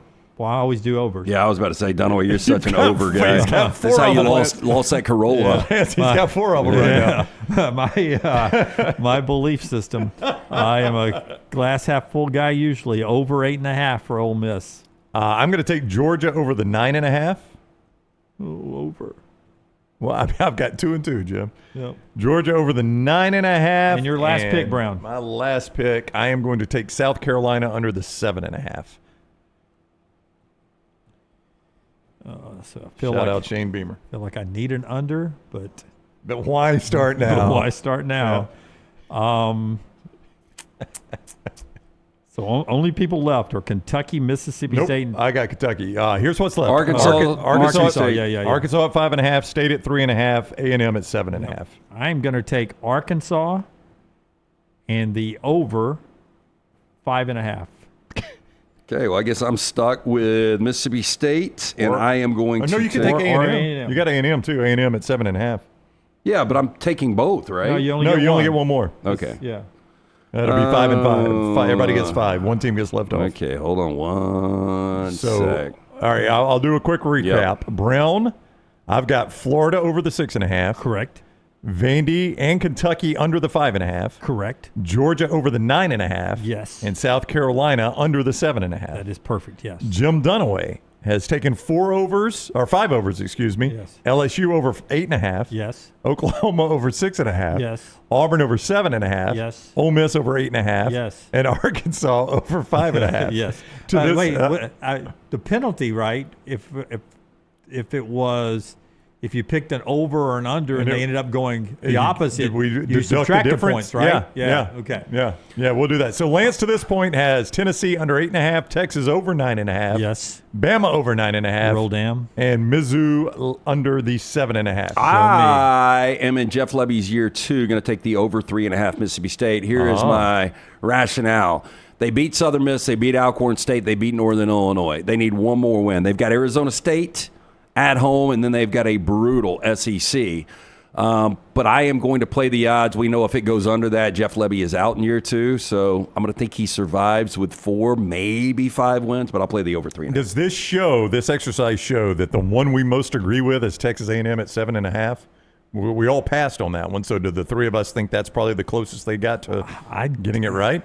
I just don't know what they're going to be. I really don't either. I think they're going to be an 7 or 8 win team. That's what Texas A&M always is. Yeah. But that's why I stayed away from it. And, at 7-5, there's a ton of swing games. I don't consider – well, I guess at Notre Dame would be. Auburn would be a swing game. Florida, at Arkansas, at LSU, at Missouri, South Carolina. I know. At Texas. Yeah, I mean, there's a ton of them. It looks like it could go either way. 7 or 8 win schedule. Yeah. That's what we get every year with A&M.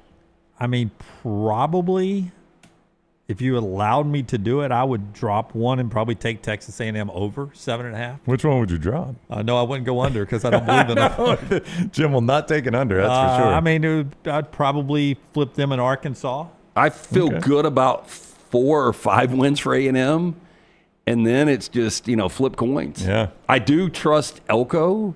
I don't know why after the way they imploded at the end of last year, but I don't know. But you're right. I mean, if you want to go swing game schedule, Texas A&M's got it. I'll tell you this, man. If I'm an A&M fan and we went out and we got Elko and we had every opportunity to get to a college football playoff in November and finished 8-5, if we come back in year 2 and I win less than the 7.5, that's going to be a bad year 2 for Elko. I would agree. Hello, Dan Lanning. Trying to get him back in the SEC. Brown, check the chat room and see if anybody's saying anything. We'll grade each other's papers here after I tell you about our friends at New Life Art, your opportunity to get a great piece of artwork that will help you remember the great moments in college football in your life. For the sports room, it's perfect to add down in that room or up in that room, wherever yours is, wherever the location is. No animosity when it comes to between you and your wife when you're hanging great pieces of work from Daniel A. Moore. DanielMooreArt.com, DanielMooreArt.com, promo code TNR. Go check out all the works there and make something special for your sports room right now for a Tide or Tiger fan in your life at DanielMooreArt.com, promo code TNR. Brownie, any comments? Bobby agrees with all mine. That's the first comment I saw right there. I agree with all the Browns. Okay. In case you missed those, Florida over, Vandy and Kentucky under, Georgia over, and South Carolina under. Brandon wants me to ask Lance why he hates Texas so much. He took it over 9.5. Yeah, you did, but you said because you want to be wrong. Well, I said I wouldn't mind being wrong. I mean, it's hard to believe that they would go 9-3 in the regular season. Look, the Texas attitude, I think everybody in the SEC agrees, right? I mean, they came in with the entitlement. We're going to dominate this league from start to finish. Now they're your favorites to win the national championship, and you've got a Heisman favorite, Arch Manning.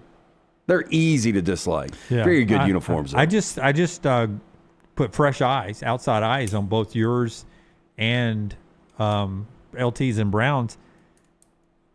I believe in mine. I don't think we got any of them wrong. Wow. Oh, wow. That'd be pretty incredible. That's an impossibility that we got none of them I think wrong. we're 15 of 15. Yeah.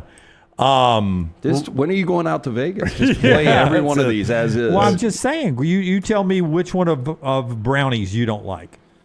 I mean, I don't love his Georgia over 9.5. I don't love this. I got that with the fourth pick. I know, the South Carolina under 7.5. South Carolina is better than that talent-wise, but it is a brutal schedule, and that's such a weird number in Vegas. I think you got both those right, Brownie. Okay. Well, I mean, I would have leaned Georgia under. I don't know. Under 9.5. 9-win Georgia, huh? I got 10-win Georgia, Brownie. That's a good pick by you. I mean, that only gets me half a point, but I'll take it. I think Florida's going to be really good, but the schedule's brutal. Vanderbilt and Kentucky. I mean, Vanderbilt, if they drop back to 5-7, another 5-7 for Stoops, I don't know. Let's see. Morgan says South Carolina's going 10-2. That kills me if they do. I mean, that is a brutal loss for me there. Morgan. Put down the pipe. Put down the larceny. Whatever you're sipping on this morning. Well, I mean, South Carolina to go 10-2. I don't know how that would happen because you've got. Let's just talk about the marquee at LSU. No. At LSU. At LSU, Alabama. Yep. They have got to go to Ole Miss and A&M, and they've got Clemson. And I didn't mention games against Oklahoma and at Missouri. Yeah, sounds like seven for me. The Royal Pain, LSU under. They're starting 1-2. That would be losses at Clemson and Florida, I think. Yep. Am I right about that? Yeah. That's right. Tough schedule for the national champs. Yeah, there it is. At Clemson and then Florida at home. Yep. I mean, I then consider at Ole Miss. Lance, I think, Lance, you were out our LSU preview day, I believe. But, I mean, you could see anything from 5-0 to 2-3 in that first month for LSU. Yeah. I mean, they could do anything from 2-3 to 5-0. It's a fascinating first month of football for LT, them. when he voted in our 40 and 40, picked LSU to win the SEC. He has since backed off of it. Yeah, I think I would go Alabama right now. But again, I think what you're going to get is 3 10-2 teams. Brandon says Oklahoma over 6.5 easy money. Thank you. That's in the gym category. There is nothing easy about that Oklahoma deal. Yeah, that's the thing. I think Oklahoma's going to be much improved, and I think the offense is actually going to be fun to watch this year. But when you've got games against Michigan and Auburn and Texas and at South Carolina, Ole Miss, at Tennessee, at Alabama, LSU, I mean, the schedule is brutal. Where are my signed Steelers at? Where are my signed Steelers? A lot of talk about South Carolina. Daniel says he's confused by South Carolina's total only being 7.5 because the schedule's tough. RTD4 says he thinks Carolina is 7-5, so he thinks they got it. They got it right. Yeah. But Brandon says Ohio State's up to 4.5 over Texas. Is that true? I could see that. Well, that's a big number against Back Texas. to South Carolina real quick, though. You're out of conference. ACC, you open with Virginia Tech. That's not a layup. And then you close with Clemson. Yeah. Is that in that's in Columbia this year? They at least get it at home. I'm a little surprised that Ohio State numbers climb that high, though. 4.5. That's a big number. That is a big number for Texas. Yeah. With Ohio State starting now I know Texas also is starting a brand new starter before I say Ohio State is. I get that, but I guess it feels different because it's a Manning. I don't know. That could be the best defense Arch faces all year. Could be. I don't disagree with you. Definitely the best defensive player he'll face all year, and Caleb Downs. Yeah. Comments from Jeremiah Smith of Ohio State about the Michigan rivalry. When we come back, he tells it to Bruce Feldman, friend of the show of The Athletic. And we'll get to trash in our final segment before we take a extended holiday weekend for July 4th. Hope you guys have some plans this weekend. Send pictures in the TNR gear. Go to nextround.store and get the great colors. Selling fast. And you can get those new T-shirts and hats there at nextround.store, nextround.store. Go check that out. And make a purchase to wear the rest of summer. Send the pictures of the gear you've already got. If you're by the lake, by the Gulf, or by the grill this holiday weekend, we always love to see those. As we head to break here, I'll tell you that our friends at Champy's Chicken ready to serve up lunch as we speak right now. Go by and see Sterling if you're heading to the beach. Just off that I-65 Alabaster exit, go by and say hi to Sterling. Say, hey, has Dunaway been by here lately? And he'll say, nope. Not since he was down in Alabaster taking care of some family business recently. Got to get back by there and see Sterling and enjoy that great chicken that's brined overnight, cooked to order, always piping hot, and a lot more. It's Champy's Chicken, Highway 119 in Alabaster, champyschicken.com. Follow Scott Forrester on Twitter at ScottForresterTV.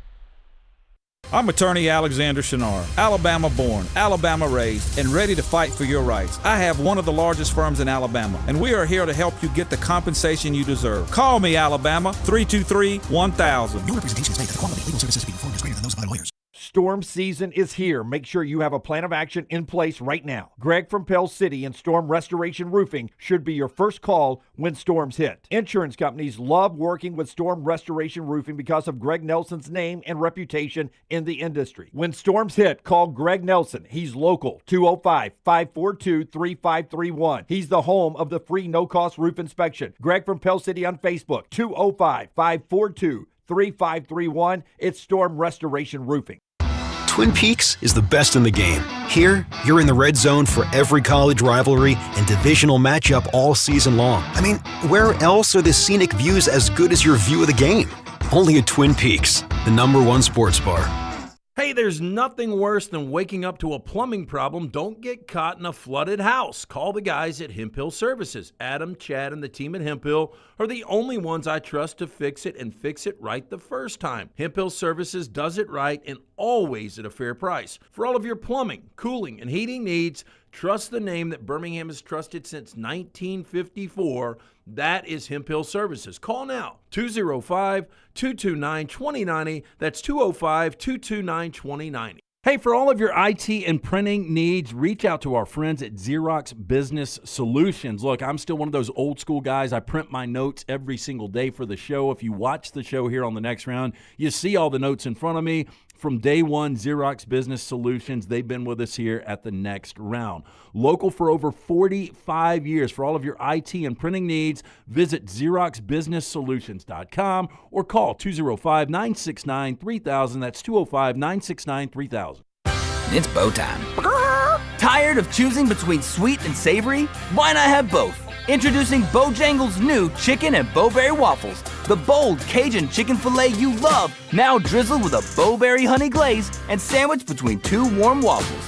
Which means your favorite meal of the day just met your new favorite dish. And lucky for you, it's served all day. But it's only here for a limited time, so try chicken and bowberry waffles at Bojangles today. It's bow time.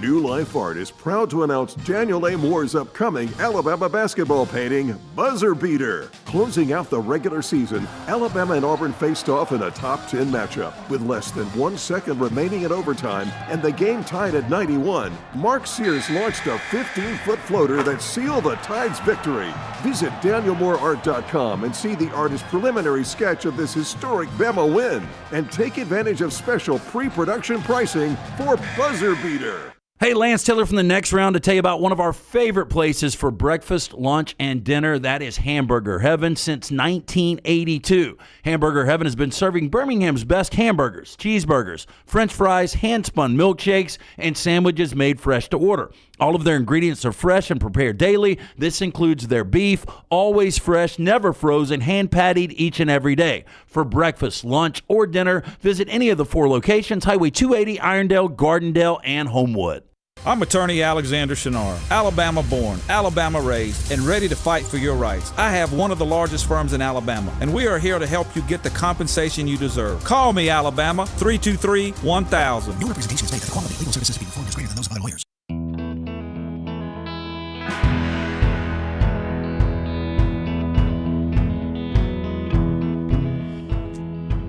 I didn't get as excited about this as other people did yesterday, but EA Sports made an announcement that they are bringing back the college basketball video game, because I never played it. I played the NBA one for a while and hated it. Feels like I did buy it one year. I'm trying to remember. I think I remember renting it once. That shows you how long ago this has been. But I went to Blockbuster and rented it and played it on PlayStation. And never could really get the hang of it. Yeah, me either. It's like I'm no good at FIFA soccer either. Like everybody raves about the EA Sports FIFA soccer and how realistic the gameplay is, relatively speaking. I think that's the best playing EA Sports game by far. FIFA soccer? Yes. It wins the award. Or at least last time I checked that award as the best of the sports games, the best playing. And I never liked NBA 2K either. Yeah. Now that you mention it, with the shot meter, you'll get it perfect, and it'll still just like bounce straight off the rim. Yeah. So we went to the NBA games I liked. Bird versus Magic. Bird versus Magic, 1992 on the Sega was incredible. Yeah, I used to play that, and NBA Jam I loved. And these guys will tell. No, you weren't with us. In Nashville, you were at the Bama-Kentucky game. We watched the Bama-Kentucky game in a bar in Nashville. There was a private area in a bar, and they had an NBA Jams video game. And is that 2-on-2? The 2-on-2? Yeah, it's 2-on-2. And they looked over, and I was standing there playing it. Like I hadn't played it in forever, and it was a normal video game. Yeah, so I like NBA Jam. I love the Bird versus Magic, Lakers versus Celtics, actually, the Sega. And then I liked double dribble. Do you guys remember? Oh, yeah. I remember double dribble. Yeah. I remember you could like double clutch and hit a half court sometimes. Yeah, if you timed it out just right with a button. Hey, do you guys remember Arch Rivals at all? I do not, Scott. No. What was that? It's like a basket brawl. You just beat the crap out of each other. Oh, you could fight. Oh, yeah. Yeah. It's like when Blades of NFL Steel. made the street ball games, and you could like run on the walls and start punching people. Oh, yeah. I just remember on NBA Jams that two things. Number one, if you played Golden State, Chris Mullin was unstoppable. Like, he could absolutely fill it up. And a underrated team was the Supersonics because of Sean Kemp. Like, Sean Kemp was unstoppable in that game, too. Was it Sean Kemp and Gary Payton? I think it was Sean Kemp in the glove. Maybe Sean Kemp and Detlef Schrempf. Do you remember who was with Chris Mullin? Kansas State's the pride of Kansas State, Mitch Richmond. Mitch Richmond, that's right. Yeah. I was always Chris Mullin, and I would shoot. I would start looking for my shot when I crossed midcourt. You know who my Lakers were? Was it Nick Van Exel and who was your other guy? Pride of Temple, Eddie Jones. Eddie Jones. Probably like if you did all-time Lakers duos. But I love those two guys together. Like those Lakers teams would always get to like the semis of the West. Yeah. They were never good enough, but I mean they were so fun, and they would take anybody 6-7 games. They never won anything. How funny is that in the history of the Lakers? You pick their two best players. That's probably the worst two you ever come up with. Nick Van Exel and Eddie Jones. I think Cedric Sabalas was on there for a minute too. Who were the Atlanta Hawks? You remember them? The Atlanta Hawks. This was post Dominique. Oh yeah, that's what I'm saying. Yeah, let me. Had to be a bunch of nobodies. Yeah, maybe John Koncak. No, geez, I don't know who the Hawks would have been. Yeah, Bucks were bad then. Sixers. Sixers. No Iverson. I think that was according to this. maybe. Actually, in the original '93 game, the Hawks were Dominique Wilkins and Stacey Augmon. I did not remember that. That was the original NBA Jam. Who was the Sixers? All right, hang on. Hey, the Sega version had Mookie Blaylock. Is he still in prison? Wow. I don't know. Yeah, I mean, I don't know if you guys remember. That was a terrible story, but Yeah. he had the seizure behind the wheel when he wasn't supposed to be driving and killed somebody. Here we go. I've got it. Right. Who do you want to know, Jim? I asked about the 76ers. The Philadelphia 76ers were Hershey Hawkins and Jeff Hornacek. Yeah. Hershey Hawkins could score. He could fill it up, man. All right, let's see. I was Golden State a lot because of Chris Mullin. Tim Hardaway and Chris Mullin. Yeah, you got that one right. No, I thought it was Mitch Richmond. Mitch Richmond. It was Tim Hardaway. Later on, Chris Webber and Latrell Sprewell were Golden State. A little bit later on. The original Lakers was Vlade Divac and James Worthy. That was the original, and then it eventually became Nick Van Exel and Eddie Jones. It says here that Shaq and Barkley were not included because of licensing issues. Barkley was in Lakers Celtics, though. I remember that. Who'd you say the Rockets were? The Rockets. Was it Elijah One and Kenny Smith? Hakeem Olajuwon in the Jet. Yeah, Kenny Smith. How about that? Yeah. He got to that screen fast. He did. Kenny the Jet. You did not want to be the Dallas Mavericks. They had a guy I've never heard of. Like this is NBA Jams. Is that Roy Torkley? No. I guarantee you. I bet you've never heard of this guy. Mike is Uziano? Do you remember a guy named Mike Uziano? No. He scored a goal against the Russians in 1980? No. That's what it sounds like. He was with Derek Harper for the Dallas Mavericks. Like, I've heard of everybody else on, like, even Scott Skiles. He was the Magic with Shaquille O'Neal. Yeah. But Jordan wasn't in this game, right? It was Pippen and I think B.J. Armstrong. Your Bulls were Scottie Pippen and Ho Grant. The goggles. Show today being brought to you by our friends at Michelson Laser Vision. Tell us about Michelson one more time. 205-969-8100. I had the 2200 vision. I was legally blind without the aid of contacts. After the procedure, which only took 12 minutes for both eyes, 2015 vision, better than 2020. 205-969-8100. Ask for Amy So. The next round sent you. For more information, michelsonlaservision.com. And our friends at Way to Wellness, your journey to healthy living, your chance right now to jump in with Leslie and her board-certified team and let her help you lose some weight right now. Different ways to do it. Injection therapy, very popular right now. She has a healthy and a plan for you with the injection therapy.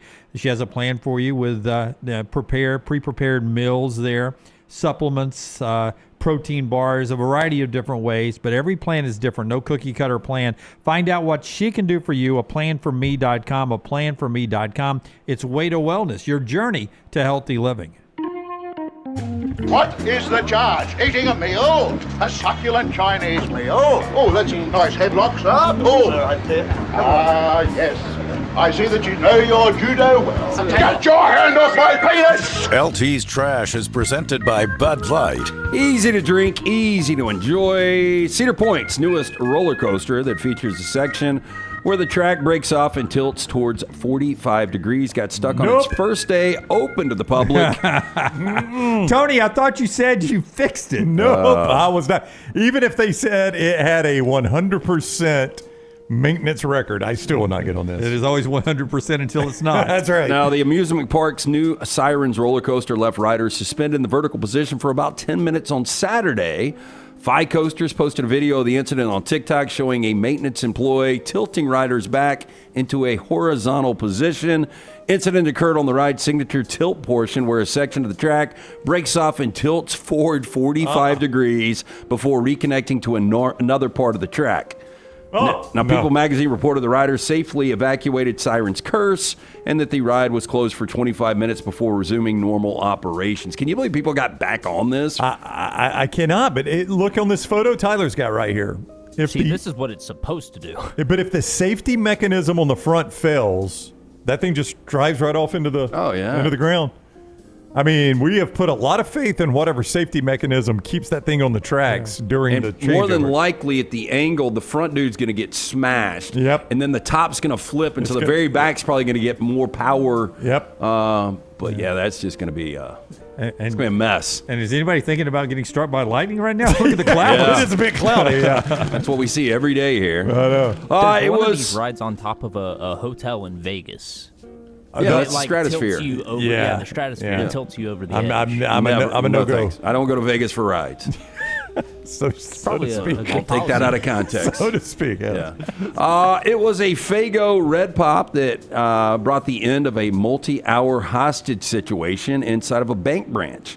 Now, the beverage dangled from a drone, and as the would-be robbers stood in front of a window to retrieve it, a police officer fired a shot from a nearby rooftop, killing the suspect and bringing the standoff to a close. They were bringing him a Faygo. I love this. That's amazing. Okay, when he touches it, pop him. Yeah. What if I need to hit the Faygo? Try to save that if you can. Lethal force. Police have identified the slain suspect as Quentin Allen, 31 of Detroit. Allen, at about 5:30 p.m. on Friday, June 27th, visited the Mercantile Saginaw virtual branch and lending office. Though the branch had closed a half hour earlier, he encountered a lone 40-year-old female employee, said he wanted to cash a check, which turned out to be fraudulent. Branch does not have cash on hand and requires customers to make appointments. Police did not say how he was able to enter the building after it had closed for the day. The employee informed Allen she could not cash the check, at which point he attacked her, demanded the money. Allen used a sharp object as a weapon but was not harmed with a gun. Police from numerous agencies responded to the scene in one of the busiest commercial districts. They erected a perimeter, closed roughly a half mile of the street off for several hours on Friday evening. A crowd of civilian spectators still gathered nearby, taking photos and videos of the incident. Police negotiated with Allen as he kept the woman captive inside. During their discussions, Allen requested a Faygo Red Pop. At about 8:05 p.m., drone flew to the building with a 24-ounce bottle with a red soda hanging from it. As the beverage dangled in front of a window, Allen appeared, and a member of emergency services team fired a single rifle shot from the position on the roof. Allen did not step outside of the building prior to being shot. Witnesses reported hearing an explosion, and they said it was the sound of a rifle shot. I don't know. This seems a little excessive. I know they wanted to get their weekend going early. Let's hurry up with this. It's Friday afternoon. Yeah. Don't you at least let the guy take a sip of the Faygo before you shoot him? Faygo. I love a good Faygo. Sounds like a Super Bowl commercial. But, I mean, I guess. I mean, he had a sharp object. I guess if you think he's going to possibly do bodily harm to the teller, I guess you got to take him out. I like that Lance. Yeah, we can send him to meet his maker, but let him get a sip of the Faygo first. Yeah. At that point, you don't have to shoot him. You believe that red coloring will kill him. I mean, when there's an issue. That's a longer death. When Tony and Pussy had to kill the guy that shot the Baklava kid that shot Maltasante. They let him have a couple of sips first. Is that when they're out on the boat? No, that was pussy. That actually, that's right. That's yeah. They gave him Spoiler tequila alert. before. Yeah. Everybody gets their final drink, Final right? drink. This guy's going to be a red Fago. But this guy's definitely a menace to society. His request was red Fago. Well, yeah. Nothing better. Just bring me a Fago. Well, I'd like to know what his final meal would have been. Fago. What does Fago compliment? Everything? Spam. Now, New Smyrna Beach has long held the dubious distinction of being the shark bite capital of the world. But even by Florida standards, what happened to surfer Darren Kay this week defies belief and gravity. Now, while catching waves near that beach, Kay was struck in the face by a leaping shark in a bizarre and unexpected collision. Dramatic moment, which was captured on video, showed the shark reaching the water just as Kay was riding what's known as a fish surfboard, adding a layer of irony to the already surreal situation. Kay joked afterwards, quote, kind of ironic, right? You're riding a fish and the shark tries to get your fish. Now, Volusia County is home to New Smyrna Beach, routinely leads the world in the unprovoked shark bites, according to the International Shark File, the Florida Museum of Natural History. Most of these incidents are minor, occur when sharks mistake hands or feet for prey in murky water. What makes Kay's case unusual is the shark didn't bite, it body slammed him. Oh, no. Now, marine biologists believe the shark may have been chasing bait fish, inadvertently collided with the surfer during the chase. Footage of the incident shared on social media and picked up by national outlets has since gone viral, from Reddit threads to TikTok. Replays, millions have watched Kay's face-to-face or face-to-fin moment in awe and a bit of disbelief. Can we see it? So I looked all over for the best quality footage of the moment of the headbutt. And this in the bottom left-hand corner is what I got. Oh, that's what we got. That's a Loch Ness Monster. That is the best quality viral footage I was able to find. I mean, if you just put that up and let us guess, that's what you should have done. And I would have said... we'd have been here till Friday. I would think it's a beached shark. I would have said it's... a new photo of the Loch Ness Monster. Yeah, it's 100%. I'm saying it is seals or sea lions jumping onto a little floating in a bay somewhere. I'm going to say it's the next player the Dolphins trade for. Some old retired fuzzy guy. So Maddie sent me a video of a shark sneezing underwater. I'd never seen that. I would guess sharks don't sneeze. No, they do, based on this video. Was it a heavy sneeze? Yeah. And it actually had the particles shoot out. Oh, wow. Yeah. Oh, really? I like a good sneeze. It clears things up. But my dad taught me, that was almost a dead hit. My dad taught me very early on, you always go blow your nose after you sneeze. And the older I get, the more I have to do that. Like, I have no other choice. Because if I sneeze like 2 or 3 times in a row, I'll be super stopped up. Is it because it's sneezing out something? If it stays right there, it's just going to go back in? Yeah, well, I think my dad's theory, now my father is not a doctor. He is not an ENT. But I think my dad's theory is that the sneeze has loosened your sinuses, so it's a good time to clear them out. Wow. I've got this new thing. It's called, and I think this is a bait thing on Instagram, and it gets me sometimes. But it's Shark Tank's biggest fail. Okay. And it's like a guy goes on there and pitches, and then he gets turned down. It's the best thing that could have happened to us with Shark. Yeah. Shark Tank not taking it. Yeah. But I've seen that with there's a pair of pants, like bird dogs. Yeah. This was, what is it called? It's like a boom stick for your nose, but it clears the sinuses out. I saw that, yeah. I have slept so much better with it. Yeah. I really have. Yeah, really? Yeah. I use it in the morning. I use it at night. Yeah. And I so just do you squirt? Yeah. No, you just inhale it. They send you 4 sticks. It was like $20. So you just take a good deep toke off of it? Yeah, like 2 seconds on each, and it pops. Really? But yeah, I've Does it clear you right up? Clears you right up. Have you? I'll bring you a stick. Let you try it out. Side effects? No. We don't want to do that. Yeah.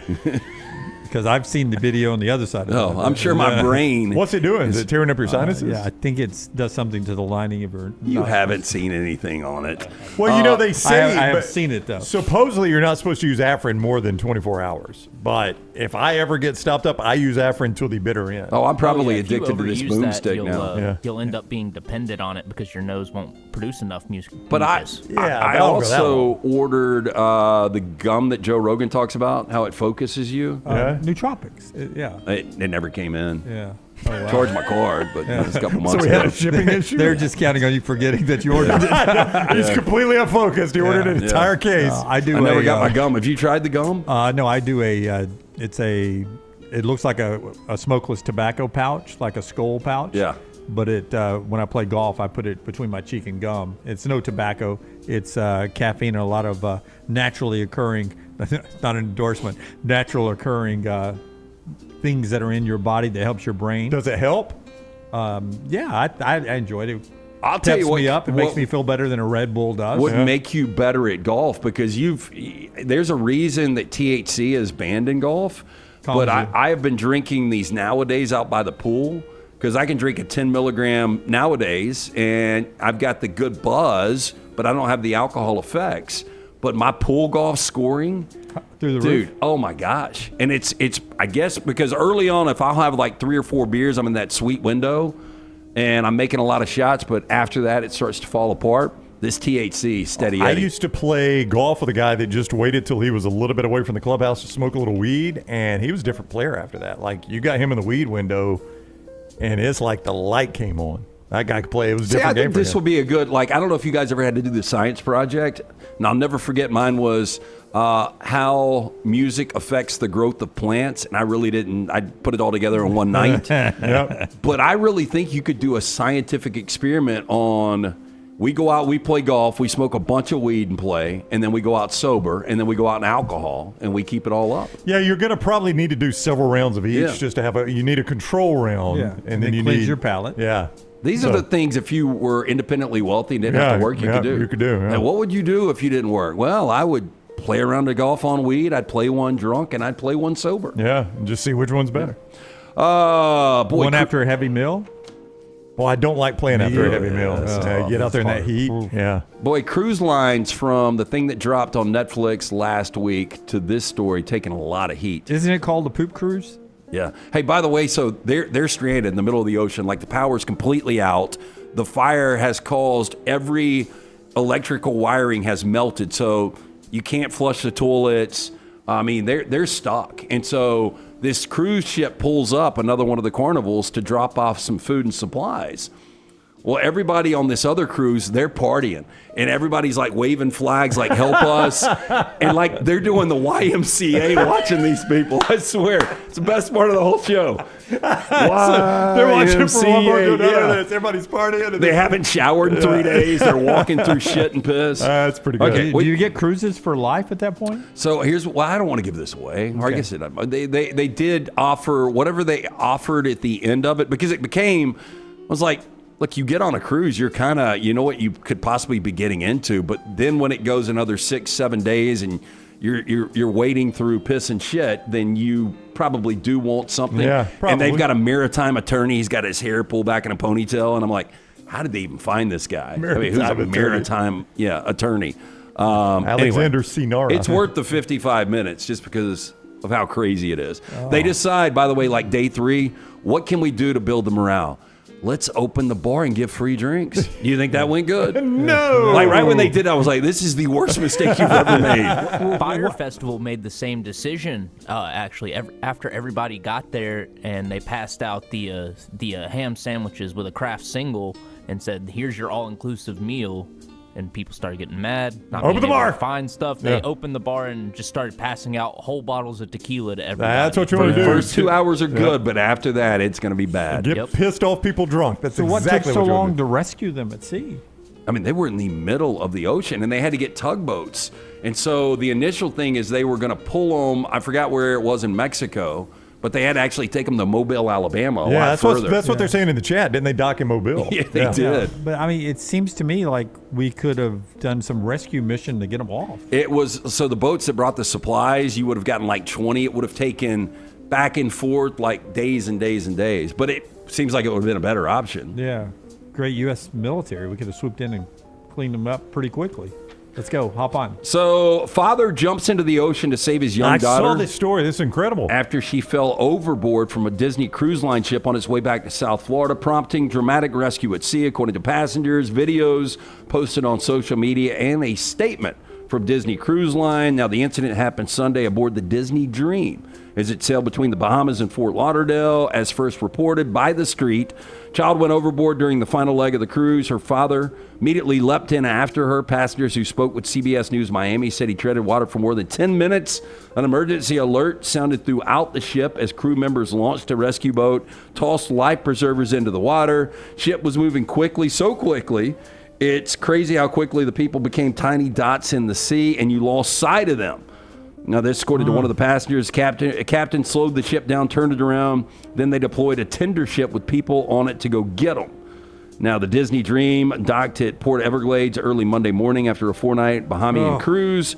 Identities of father and daughter have not been released. Give the man a round of applause. Yes. That is being a father right there, man. You go in after your kid. How do you not, though? Well, you do, but I mean, the guy saved her. Yeah. I mean, that's why he's the father of the year. I mean, because my fear is I've always heard you get sucked right up under the boat.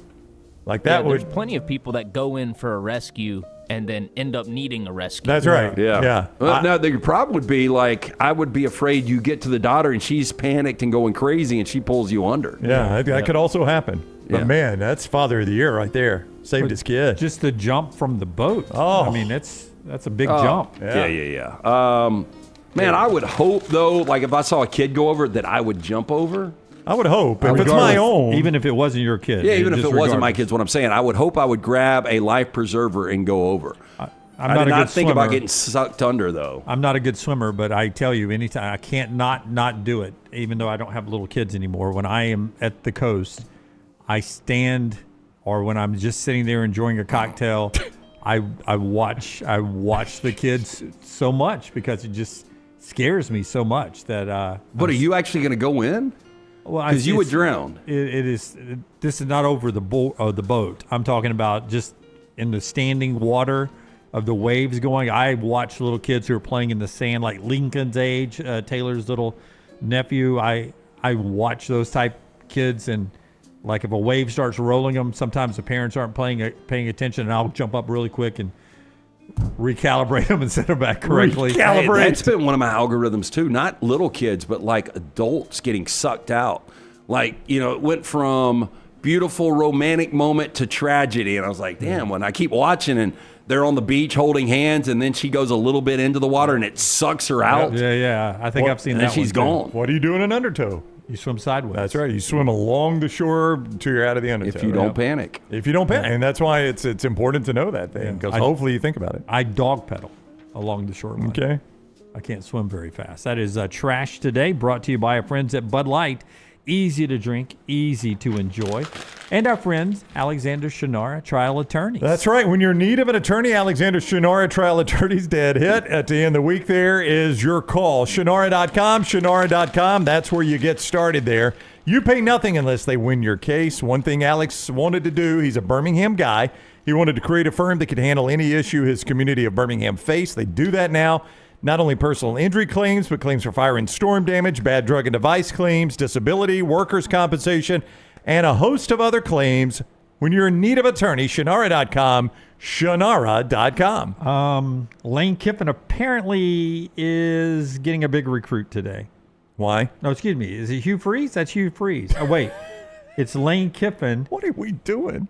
It's breaking news. What is it? What? Here's what just happened. Okay. Yeah. J.C. Anderson is a 4-star tight end out of Illinois. Okay. Right. He committed to Ole Miss Hotty toddy. Okay. over Auburn and Illinois. Uh-huh. Okay. That is not lost on one Lane Kiffin, who then tweeted At Hugh Freeze. Okay. Yeah, he tagged Hugh Freeze in this, So he's taking a victory lap on Hugh? Yes. For a 4-star. For a 4-star tight end. For a 4-star tight end out of Illinois. Because Hugh used to hold up a big fish. Yeah. When he would catch a big fish in recruiting. Yeah. Yeah. You see where I got confused, Brownie? In I do, yeah. It's like a Lane Kiffin tweet, but it's also a Hugh Freeze tweet, and it's a Jackson Dart-looking dude that's holding up a I think that's actually Kiffin's son. Yeah, he was maybe at the Knox. Alabama passing camp recently. Yeah. Hey, they're going crazy. They're saying that Knox kid could be a pretty good player. That's what they're saying. Yeah. By the way, Hayes Fawcett saying 10 commitments happening today of 4 or 5 stars, including the one you just saw there. So if you like recruiting, follow Hayes Fawcett there. And stay up to date at Next Round Live throughout the holidays. And We look forward to being back with you Monday with our next live show after the July 4th weekend. A new Pennant Grace coming up in 13 minutes, and a new Meltdown today at 2 o'clock. Until next time, God bless you and God bless America.